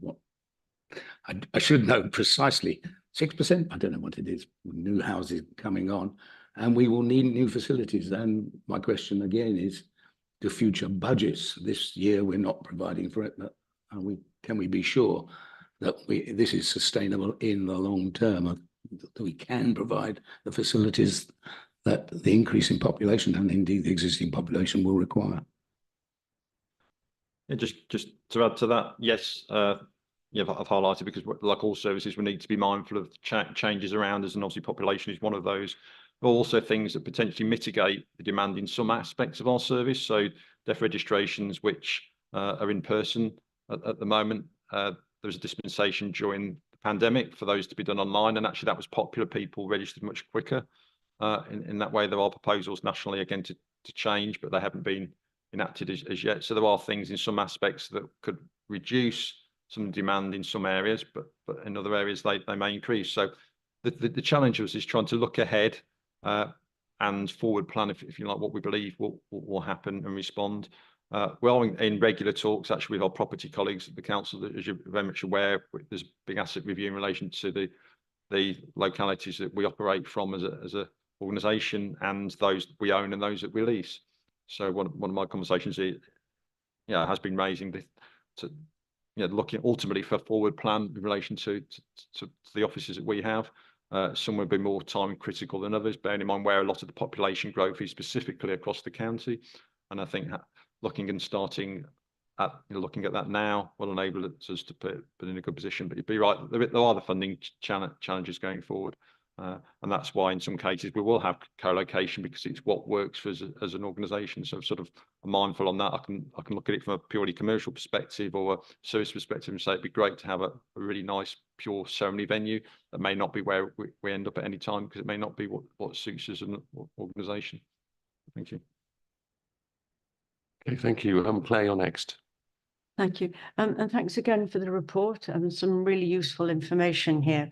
And my point is, you alluded when you were making your presentation to the fact that not all the wedding venues are absolutely ideal. And in Ely, you share a venue with the archive service. So the archive search room doubles as the wedding venue. And I just wondered if you could comment, is that still working well for both sides? I think that venue works for us in some respects, if I'm being honest. So as a storage of our records, it's fantastic because it's built for that purpose, and it's great. It works from a registration perspective. As population grows, we probably need more space, but from a ceremony perspective, it's not ideal. If I've been totally honest, if you're having to put drapes over equipment, if you've got a viewing area out the back where you've got I think it might be a Jewson's or something. So do you want that in the back of a photograph? If you're at the wrong angle, it's not great. So one of the things we are exploring, I think mentioned it in the report, is whether we can find another locality in the Ely area. We think there's sufficient demand to be able to operate from a ceremony perspective at another locality, even if it's just for a trial pilot basis, because we know we did lose some revenue across the border into Norfolk when we moved into that venue from a ceremony perspective. So we need to look at those sort of things and see if we can improve what our offer is. But that's a challenge with a dual use facility. If you take our office just down the road in Huntington, you know, they're based, we do so many out of Lawrence Courts. They're sharing that facility with the coroners.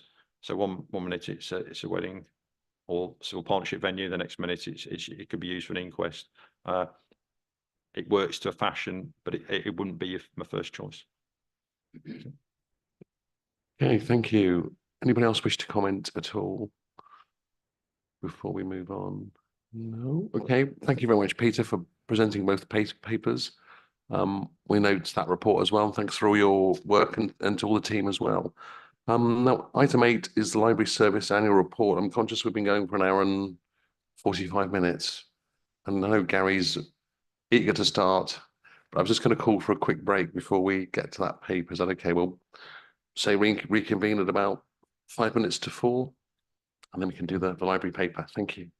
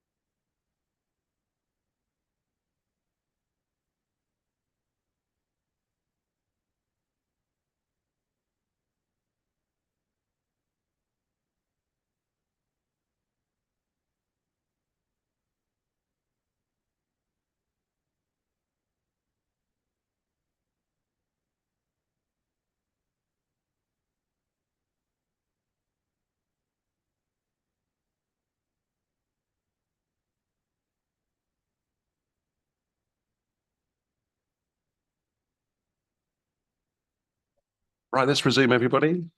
Thank you. And we'll go straight to item 8, which is the Library Service Annual Report. It'll be presented by a Head of Libraries, Archives and Culture, Gary Porter, along with the Library's Support Manager, Andrew Stotter. Following the presentation of the report, we'll then receive a public question. So over to you. Thank you. Thank you, and good afternoon, everybody, and apologies if my voice is a little croaky. So the report provides the committee with an annual update on the activities and performance of the Library Service in 23, highlighting achievements and new initiatives, as well as providing a narrative on the direction of travel of the service and the ways in which libraries are supporting the wider priorities of the council.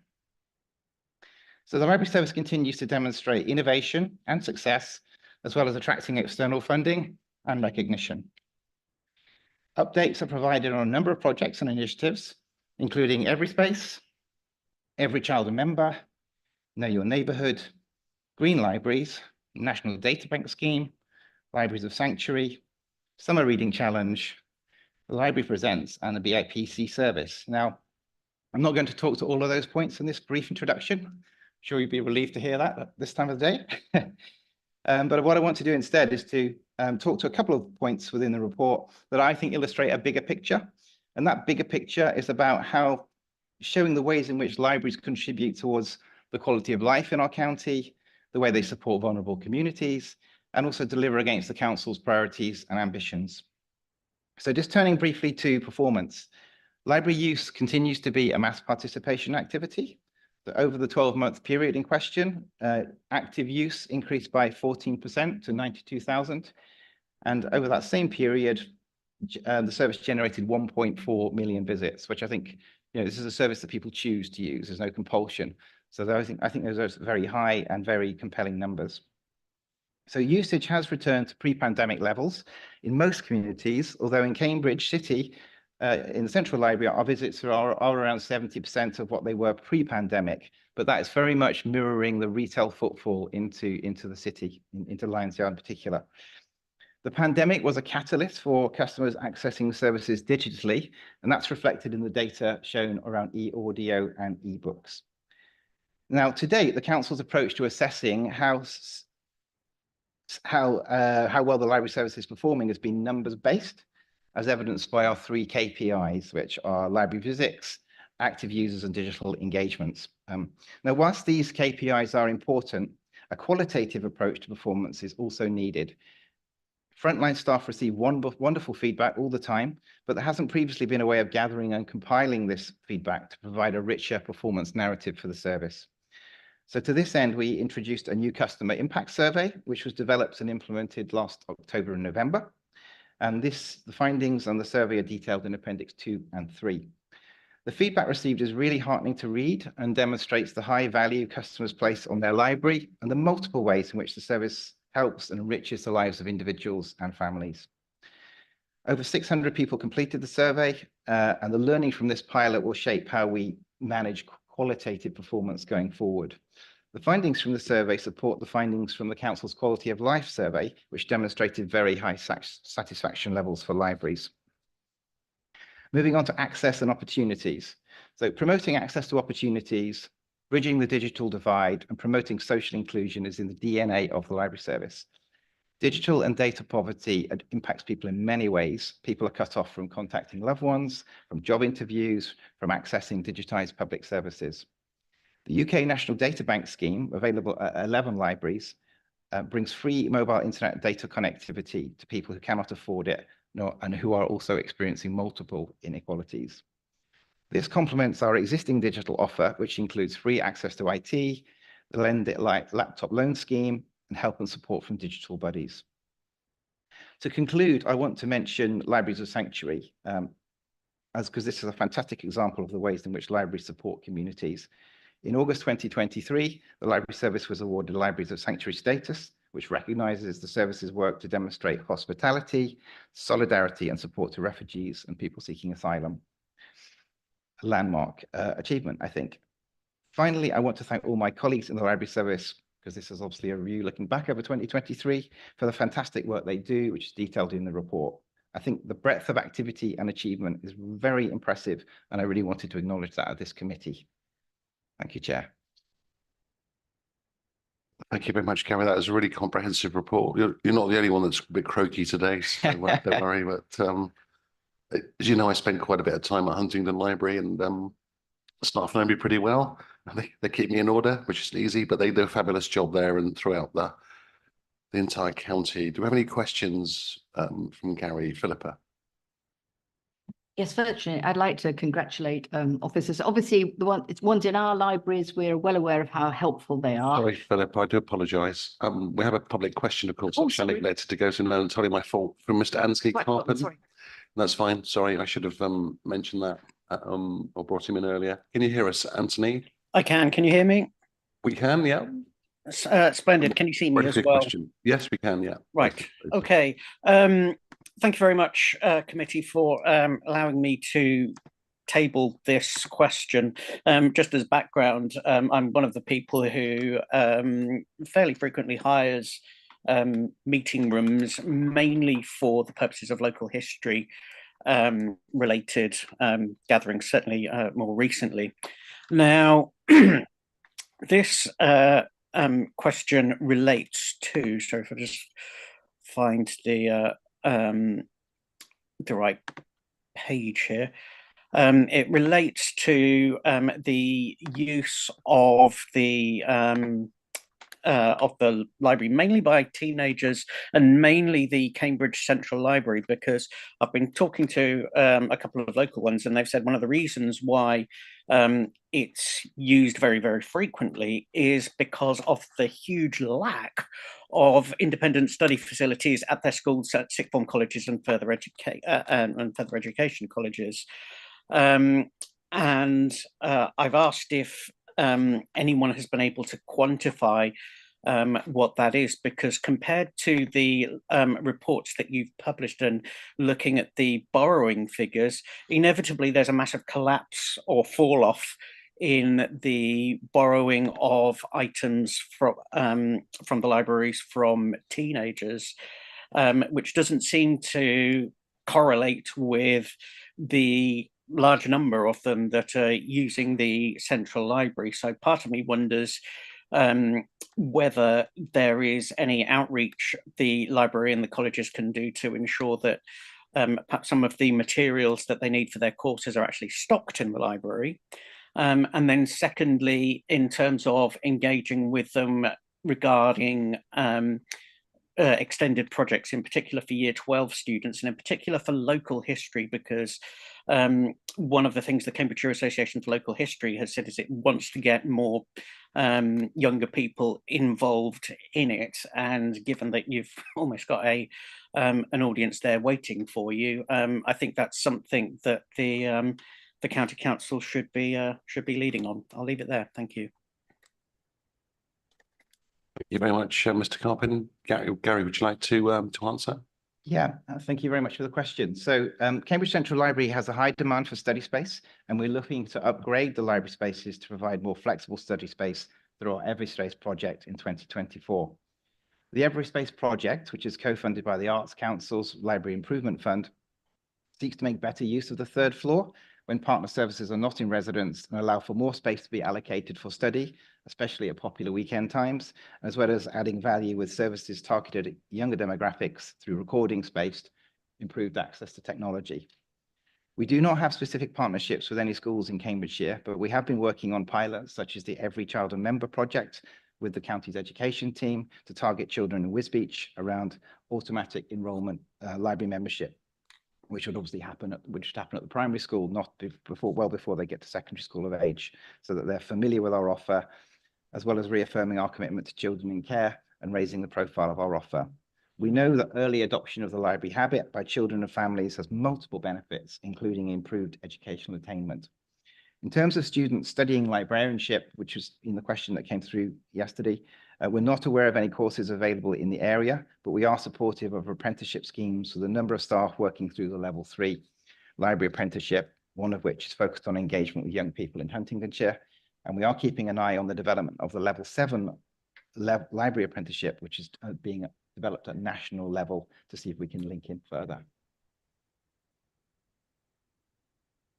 Okay, thank you very much, Gary, for that, and thank you very much, Mr. Carpin, as well, for joining us to ask your question. So we'll now move back into the debate on the report. I do apologise, Philippa, I interrupted you as you were just about to get going, so back to you. Well, I can weave in Anthony Carpin's question as well a bit, because I was wanting to draw attention to the fact that many schools, certainly locally to Trumpington, homework is all on their laptop. And when a family can't afford it or the child loses it, that child is at a considerable disadvantage. Now, it was only by asking that I found out that we do have a laptop rental service. You can borrow a laptop like you can borrow a book. I appreciate there must be massive sort of risks and, you know, complications to make that a little bit less easy than borrowing a book. But one question was, in terms of the anti-poverty strategy, are we making sure that that option is available? Not just that, but the pathway from your basic laptop, which is presumably blank, to the school's platform may be far from clear.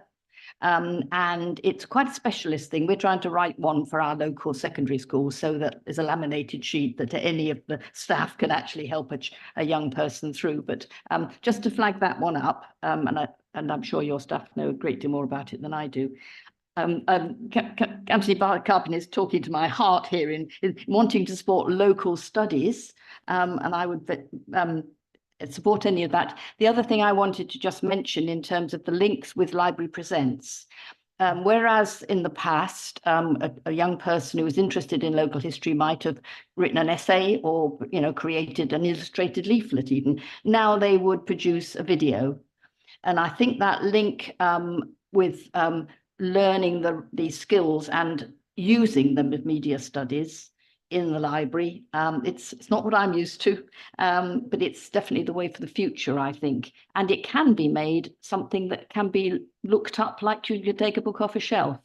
So I would just flag up that I think is the way forward. And I don't know whether we're going to get any budget bids for that, but I know that your staff are very good at getting funds from other people, which I would encourage, of course. I'm happy to pick up those points. So in terms of the IT, you're right, we do have the Lend IT scheme, which is laptops and tablets, actually. Technically, it's not a rental. We don't charge, so it's good news. They can be borrowed for free. That was kind of a pilot, really, to test the water, really. So would we get the kit back? You know, how was it going to be used? And actually, it's been very successful. There hasn't been abuse at all. Which is really, really encouraging. And I think it's very much just kind of dipping our toe into that water in terms of lending kit. But taking your point about lots of people not having access at home, you know, clearly it's something that we would look to develop in the future, subject to funding. In terms of facilities, and you talked about filmmaking and so forth, a really interesting dimension of Everyspace, which is the project that I mentioned in my presentation, which is twin site, so Cambridge Central and March. That is going to include facilities like, you know, ability to make a podcast and stuff like that. So to give people access to technology to do things like that, which, you know, is expensive if you're trying to do it by yourself. So yeah. Yeah, please do. Yeah. And just saying that we're currently reviewing our IT provision throughout the estate, and one element that's been brought up is working with schools directly to see what it is they need and making sure what the IT provision we provide is. So at the moment we have a static fleet of PCs, and then moving over to more laptops, the ability to do Teams meetings, do your driving theory, your video calls, all sorts of things in the library space, so that's hopefully within the next sort of year to two, we'll be bringing back some findings from that report, and that's our next stage of IT provision. I think that's a really good point, Andrew, because I think the traditional, what was called the People's Network, which is essentially banks of PCs in libraries, you know, the use of those has declined. You know, not surprisingly, many more people have got their own kit, but actually for those people that don't have that, they need things like medical appointments or interviews. We've already had people using our facilities for job interviews and so on. So we're at the stage of exploratory stage at the moment. So what is the best way to meet those diverse needs going forward? That's different in flavor in terms of composition to banks of PCs in a library, and it'll be a kind of mixed economy of provision, I think. That's where it's quite exciting, the 1.3 million, that's sort of what suits staff using the library will also suit the public, and that will give us that flexibility to start thinking about you know, what does that look like? Okay, thank you. That's interesting. Ros and then Lucy. The questions I want to ask sort of came from the budget part of the paper. But there, so I did, well, so I was unaware that you could hire a language course, and I thought that was absolutely fascinating. And I guess part of the problem with these things is when you search for something online, if you don't know what you're searching for, you don't think to search for that thing. So I'm sure there's lots of parts of the library service that no one knows exist. Yes, what is it, how do you deal with that? It's really, really hard getting people to search for, you know, getting the message out that something someone's not even thinking of exists. That's one question. And then the other question was about the fees and whatever. And it was some of the rooms that you could hire ranged from £7 to £53, which seems like, you know, a big range. And I just wanted to check that that was realistic and all those fee bands were being used. You know, it's all very well striving for the maximum amount, but if no one's using it at that amount, then perhaps that's telling us something.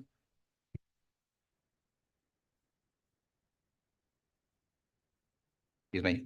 I'll pick up the point around the rooms, and then Andrew will pick up the catalogue search. So in terms of the room hire offer, we kind of revived it post-pandemic, because during the pandemic, we lost our entire market because we couldn't actually rent rooms out for understandable reasons. So we did quite a lot of promotion around reviving the room offer and actually being smarter in terms of segmenting the price to reflect the local market conditions. So that's why there's a variety of charging, really, to try and reflect local conditions to be attractive and competitive. That's that point. But to the search catalogue point, Andrew, if you'd like to pick that up. Yeah, just briefly on the room hire. So you're reflecting something like Barclays Bank, which pockets are deeper. We're charging more for. They're getting a service out of us, the commercial element, and then the £6, £7.50 would be the stuff we'd use for local history groups, the community groups. So it's that range of who's using us and trying to fit that market. So we're covering everyone. So that's the sort of why you get the range of prices. In terms of teaching people how to search or what we have available, it does remain our biggest challenge. We are lucky enough, we have a development team within the library service, and they do a lot of work around class visits, around engaged talks for adults over 60. So we're having things going on constantly to try and let people know our social media work. So it's why we record our digital engagement. A lot of that is around reaching out to people with things that they might not know. So a lot of our staff repost our content on their local village or town areas to say, you know, did you know we do language courses on your ebook service, which are free? And do you know this? So they come up. I think it's the challenge is the breadth of what we offer and, you know, finding the time and the space to advertise it all. But yeah, we're lucky enough that we do still have a service to do that. Yeah, and I think just to build on that, I think we have quite a sophisticated approach to communicating to our different customers through using, you know, multiple different platforms that's bespoke. You know, we know the kind of people are on this particular platform, so we would target messages to that audience. We also have our e-newsletter, which I think there's 30,000 people on the list for that in terms of recipients of that e-newsletter. So I think as a service, always room for improvement, but I think it's a strength of the service, the way we communicate to our different customer groups. Thank you very much, Lucy. Thank you. It's a fantastic report, is the first thing to say, and I have really enjoyed looking at it. I feel both quite excited and also that we are very lucky to be in a position of having a library service which is in a good place, has made a really good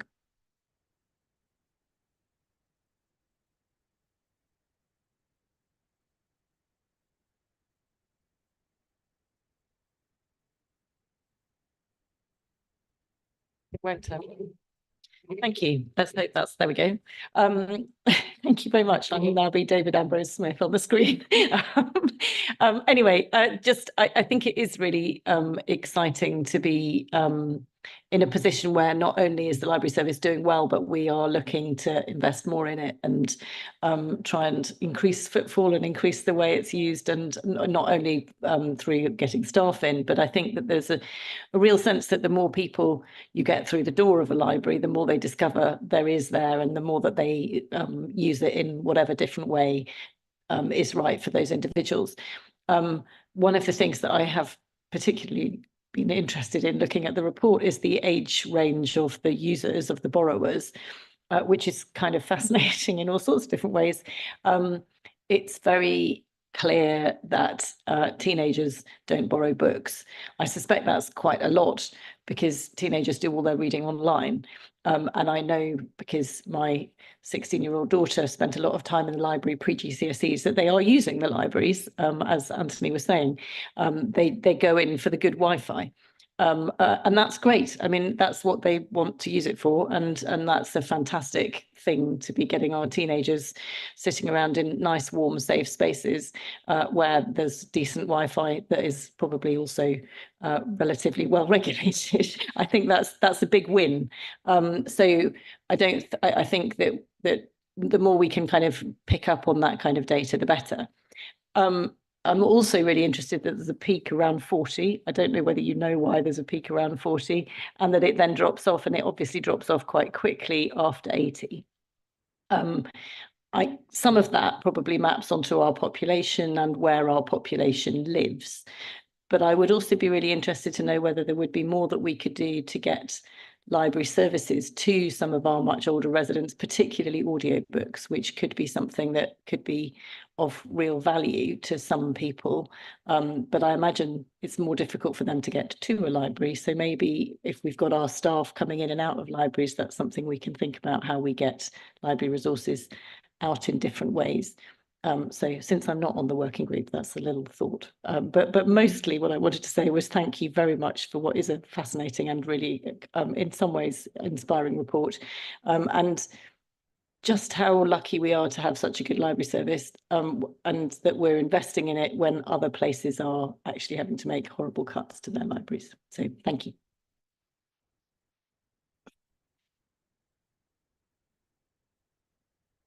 Yeah, so, well, thank you for those kind words. I think there's a lot in there. I think just to pick out a few things. So in terms of that age profile, sort of the traditional profile for library usage would be parents and young children and older people. That's the kind of classic kind of profile. But I think a lot of that also goes back to an older library offer, essentially books and reading, you know, whereas obviously our offer, as we see, is much more diverse than that, and therefore the potential to have offers, you know, like Everyspace, for instance, you know, that is attractive and meeting the needs of, say, you know, people in their 20s, say, so it's a much more diverse offer, and therefore I think, you know, there's the opportunity to promote to different segments. Our BIPC, our business support service, for instance, you know, isn't in the main, obviously isn't targeted at young children or older people. So yeah, I think gosh, there was something else and it slipped my mind. Andrew, any observations? Just that similarly, we've noticed demographic changes, population's getting older, the library, we need to start targeting. So we're part of the Care Together scheme, and part of that is targeting 60+ usage of the library. The Warm Hubs is a classic one. So we're just launching things like indoor games. So we've got like the Veterans Group at Ely, you're going to take on the Veterans Group at March at indoor curling and things like that. So we're looking at the home library service as another aspect that's got a target in Care Together to grow. And that's about both promoting volunteering, social isolation, delivery of the library service. Audiobooks are key in that, and just that sort of change in use. So yeah, it is an area we have got some focus and targets on. Just one further point on that I think one of the things that we have an aspiration to do that we haven't really been able to bring to fruition so far is to take the digital coaching and support out into the community, because that's where people are. Obviously, that's fine if you're coming into the library, you've already selected, you're in, and therefore you're kind of captive audience. But obviously we know that levels of digital literacy and having connectivity and skills is low, you know. So that's our aspiration, to get to a point where we can get out into those communities and work with those people, so that they can, you know, have the benefits of the digital world in the way that the rest of us do. But we're not there yet, but that's where we want to get to. Thank you, that's really helpful. So thank you both. I look forward to being a spectator at the march against Ely Indoor Games, is it? Indoor League? Challenge. Curling, yeah. Oh, curling. Okay, curling. That sounds, yeah, that doesn't sound interesting.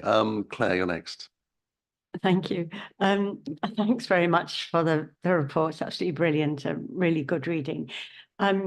You mentioned about the variety of offers, but they're also delivered in a huge variety of buildings, aren't they? From Cambridge Central Library, Ely, but also down to much smaller spaces. And going back to a point that we made earlier in the mobile libraries, I think that's really, really important. And I'd really like to think that we could do more with the mobile libraries and have a bigger offering. But my question relates to the Library Presents, which is a brilliant programme, but it's time limited, at least the funding is time limited. And in the feedback from the survey, one of the comments is, it is one of the few places you're welcome for free. You can sit and read and access vital technology services. And then later on, it says, could we have, and I'm struggling to find it now, you'll probably remember where it is going. I would love to see different creative technologies be available, such as podcast spaces or music spaces to encompass more cultural activities. So when the current Library Presents programme comes to an end, the funding comes to an end, will there be the possibility for keeping on that kind of offering? Well, I think we would definitely look to reapply to retain that what's called national portfolio organisation status. We've been successful twice now, and of course the benefit of that is that we have a track record when we reapply of success, really, and the focus, as you're aware, through the steering group, is around taking culture into communities where hitherto there hasn't been a great deal of cultural opportunity, and developing audiences where there hasn't been a big audience. So I think we would be optimistic about retaining our MPO status, against anyone really going forward. We don't ultimately know, some years into the future, we don't know whether that will be the case. I think on the mobile libraries point, yeah, I think we're very fortunate. If you look around the country, there are lots of services that, for budgetary reasons or for a variety of reasons, don't have their mobiles anymore. We still have ours. The two new ones, or two replacement ones, were acquired not long after I began this post, actually. So the big challenge really for mobiles, in a sense, is outside of the service, because there are very few companies that build them anymore. So we're going to have to replace one of our mobiles within the next couple of years. And the challenge will be, is there anyone out there who builds a vehicle of that sort? So that's one thing. And I think the other thing that goes with that is, thinking about net zero.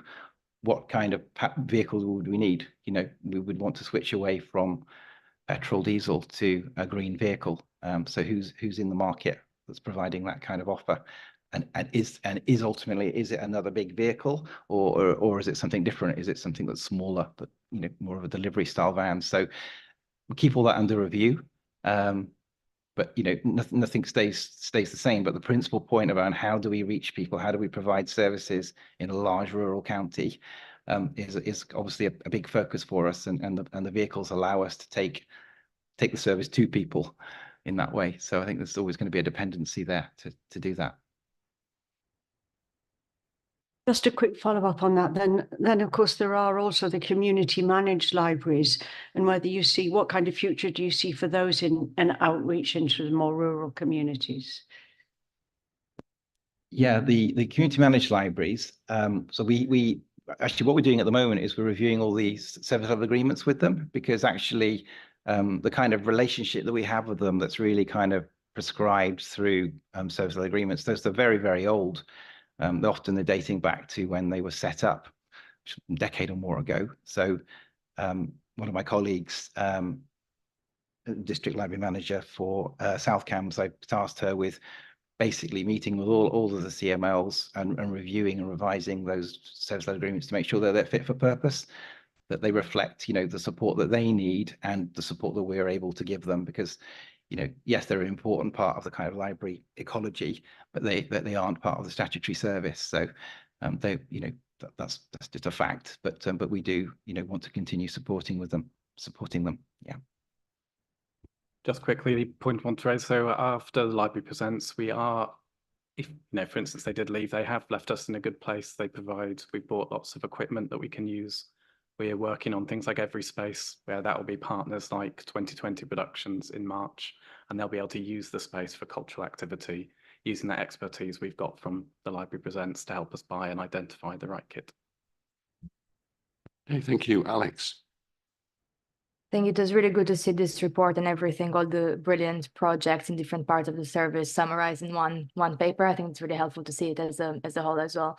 I want to ask on 2.8, which is the National Data Bank, which I think is a really brilliant idea and fantastic project. And I'm really glad to see it expanded to some other libraries, including, of course, Barnwell Road in my division and a few others as well in November 23. I was wondering how you actually identify the areas where there is the need for this project in general, and also would this be something that could be suitable for the mobile provision, because I imagine there are people who are, especially if you tend to be more subject to isolation, like in more rural parts of the county, that you might actually benefit a lot from this additional connectivity, but the libraries that provide it at the moment don't really reach out into those areas. So I was wondering, how do you actually identify the areas to expand this project in? Thank you.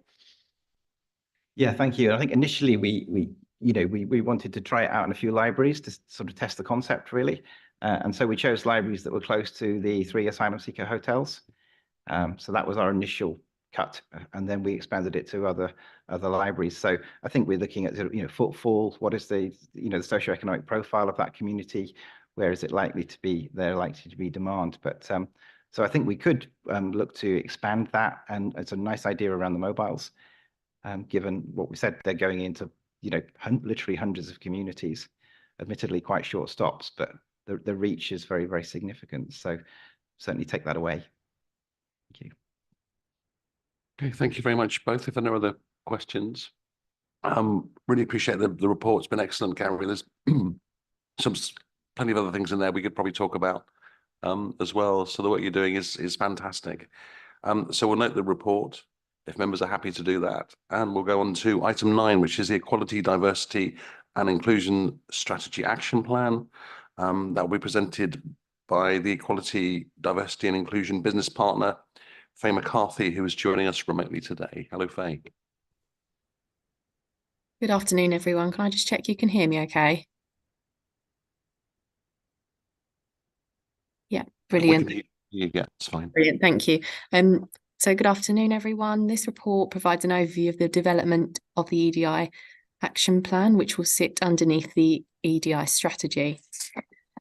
The EDI strategy was approved at full council on the 18th of July 2023, following recommendations from this committee and the then Strategy and Resources Committee. It's a cross-cutting strategy to enable the council to achieve its vision and ambitions, and the strategy has 12 objectives split into 3 themes: workforce, communities and services.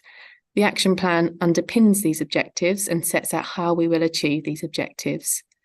The content of the action plan has been developed through staff engagement exercises and feedback from colleagues across the organisation, and also through workshops, including workshops with members.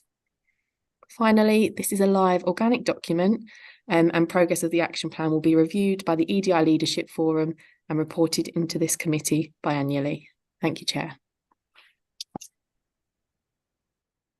Okay, thank you very much. Any questions or comments on the Equality, Diversity and Inclusion Strategy Action Plan? Philippa. Yes, thank you. Thank you, Faye, for the report. I was looking for something and thought it wasn't there, and then I found it at the bottom of page 179. Oh, sorry, no, it's not that one. Page 163. And this is to respond to the motion in full council about the protected characteristic for care leavers and those who've experienced care, in whatever phrase we use. And I'm glad to see it's there, though your honest message is that it's not there yet, really. But at least we know there's a place marker, because I think that this particular issue needs to be recognised right across the council, and we will be looking for ways in which officers see opportunities and take them up to restore the balance a little between what our young people in care have in the way of resources and the rest of the population. So I'm glad to see it's there. I was afraid I wouldn't find it and I would be picking holes in the report, but of course it is a bit of a hole, and I look forward to seeing it properly addressed in future. And I think you'll get a lot of help from your fellow officers of different departments feeding in there, because I want it to be one of the things everybody looks at, and I'm sure we all do. Thank you.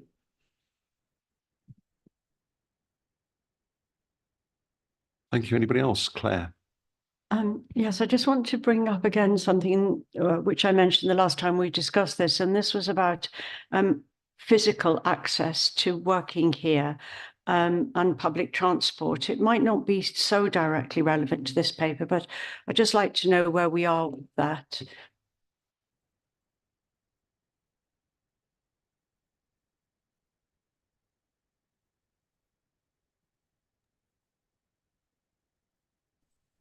Hello, can you hear me okay? Yes, there is an element in the action plan around accessibility of property. But I suppose, as you said, it is wider than that. So it's something that we can take back and talk to, get an update from colleagues on that one.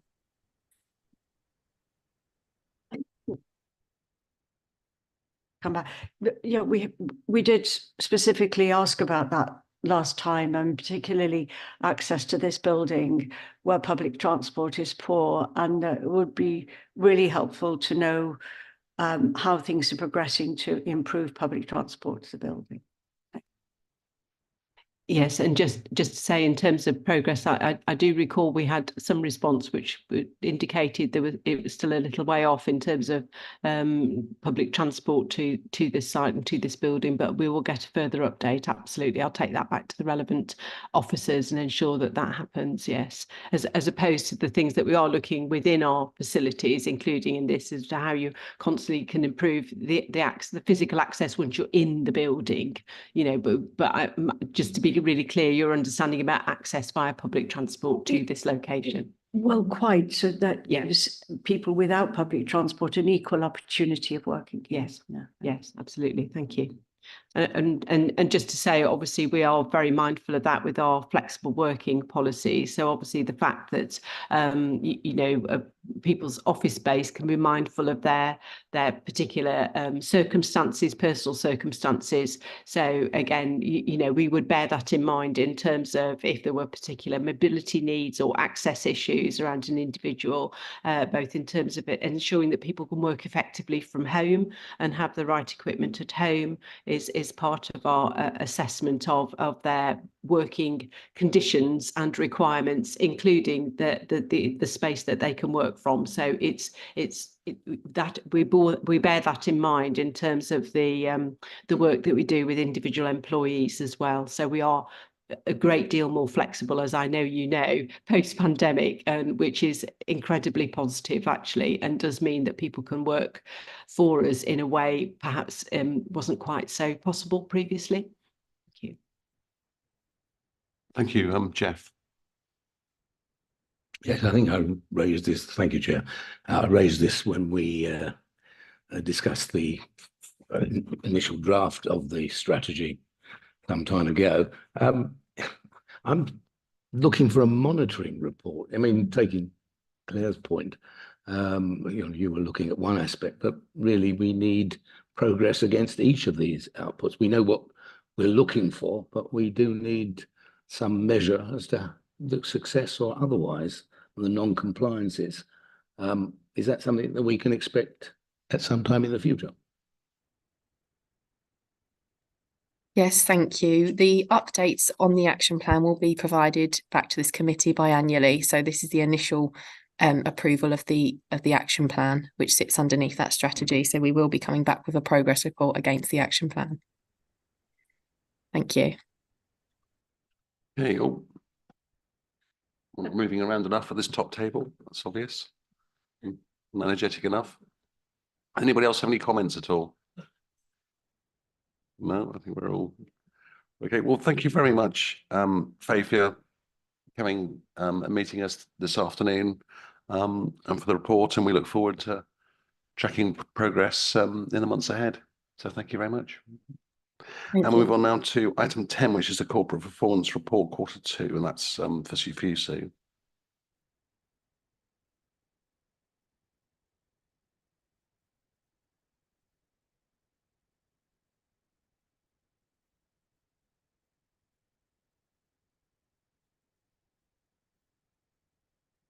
Microphone. You have in front of you the corporate performance, performance report for the Community Social Mobility and Inclusion Committee. And this is looking at Q2, so the period up to the end of September. There's quite a comprehensive range of performance information in this and in the attached appendix. And quite a number of the issues we've already touched on through the reports today, which is really good. So with reference to the update from Gary and from Andrew around the library report and the key performance indicators here, which are focused obviously on numerical data and obviously how that is complemented, as we've seen in the annual report, through some more qualitative community impact information. And obviously as well, we've got Peter who's still with us, and we have quite a number of the indicators here that refer to the services that Peter is responsible for. And we've also heard from Tom today, Tom Malloy, around the skills service. So again, some information from some of the core services summarised in the covering report for the committee, as well as the attached appendix, which gives more detail on all the performance indicators related to this committee. So happy to take any questions, and we've still got some colleagues here who can answer some of the detailed questions around their service responsibilities, and anything we can't address, we'll take the questions away and we'll find the information for members. Thank you. Thank you. Any questions at all? Ros? It's not a question about, well, it's basically just a question about how it's laid out.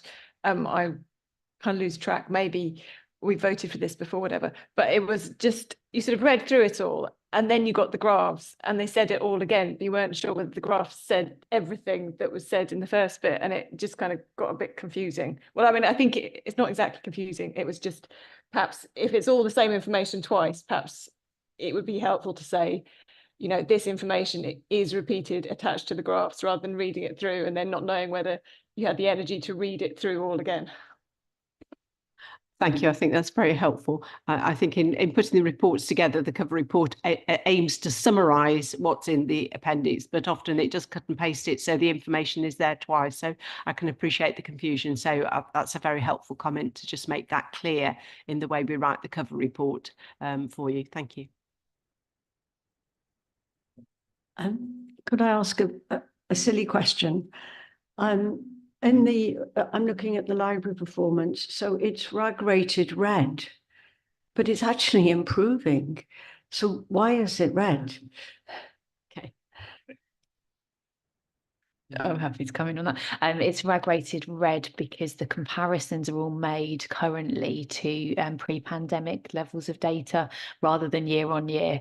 And I think that is a conversation as officers that we've certainly been having about being quite keen to work with colleagues in policy, insight and programmes around reviewing all of the KPI targets so that they shift to a year on year basis. And that would be something that we'd be quite keen to discuss with Chair, Vice Chair and Spokes, and then look to propose here, ready to implement from April this year, so into Q1 moving forwards.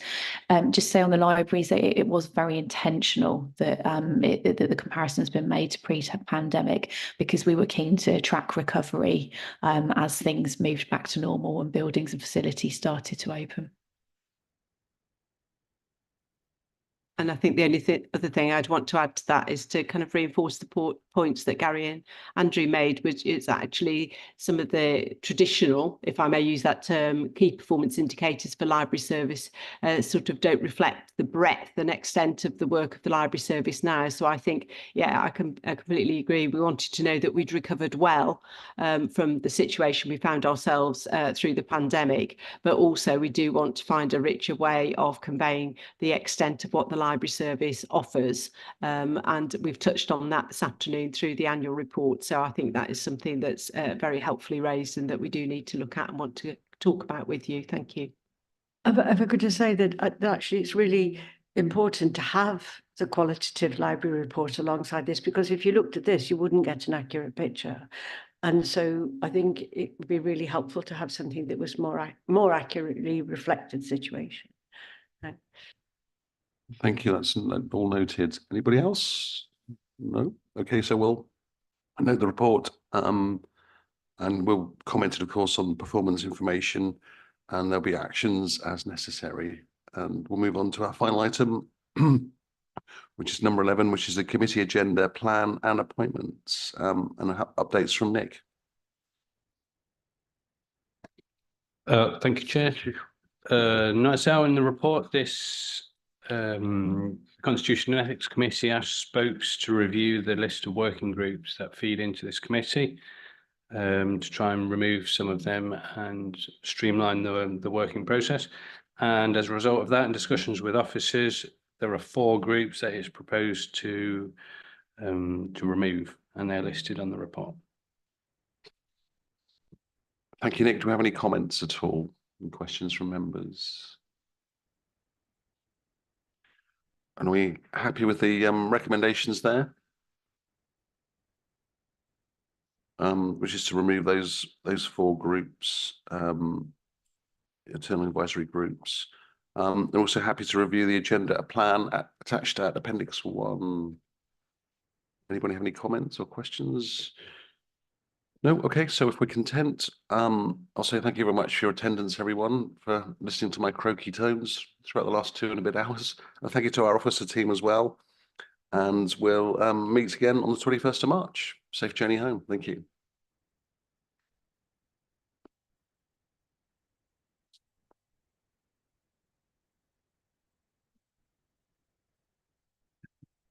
Thank you.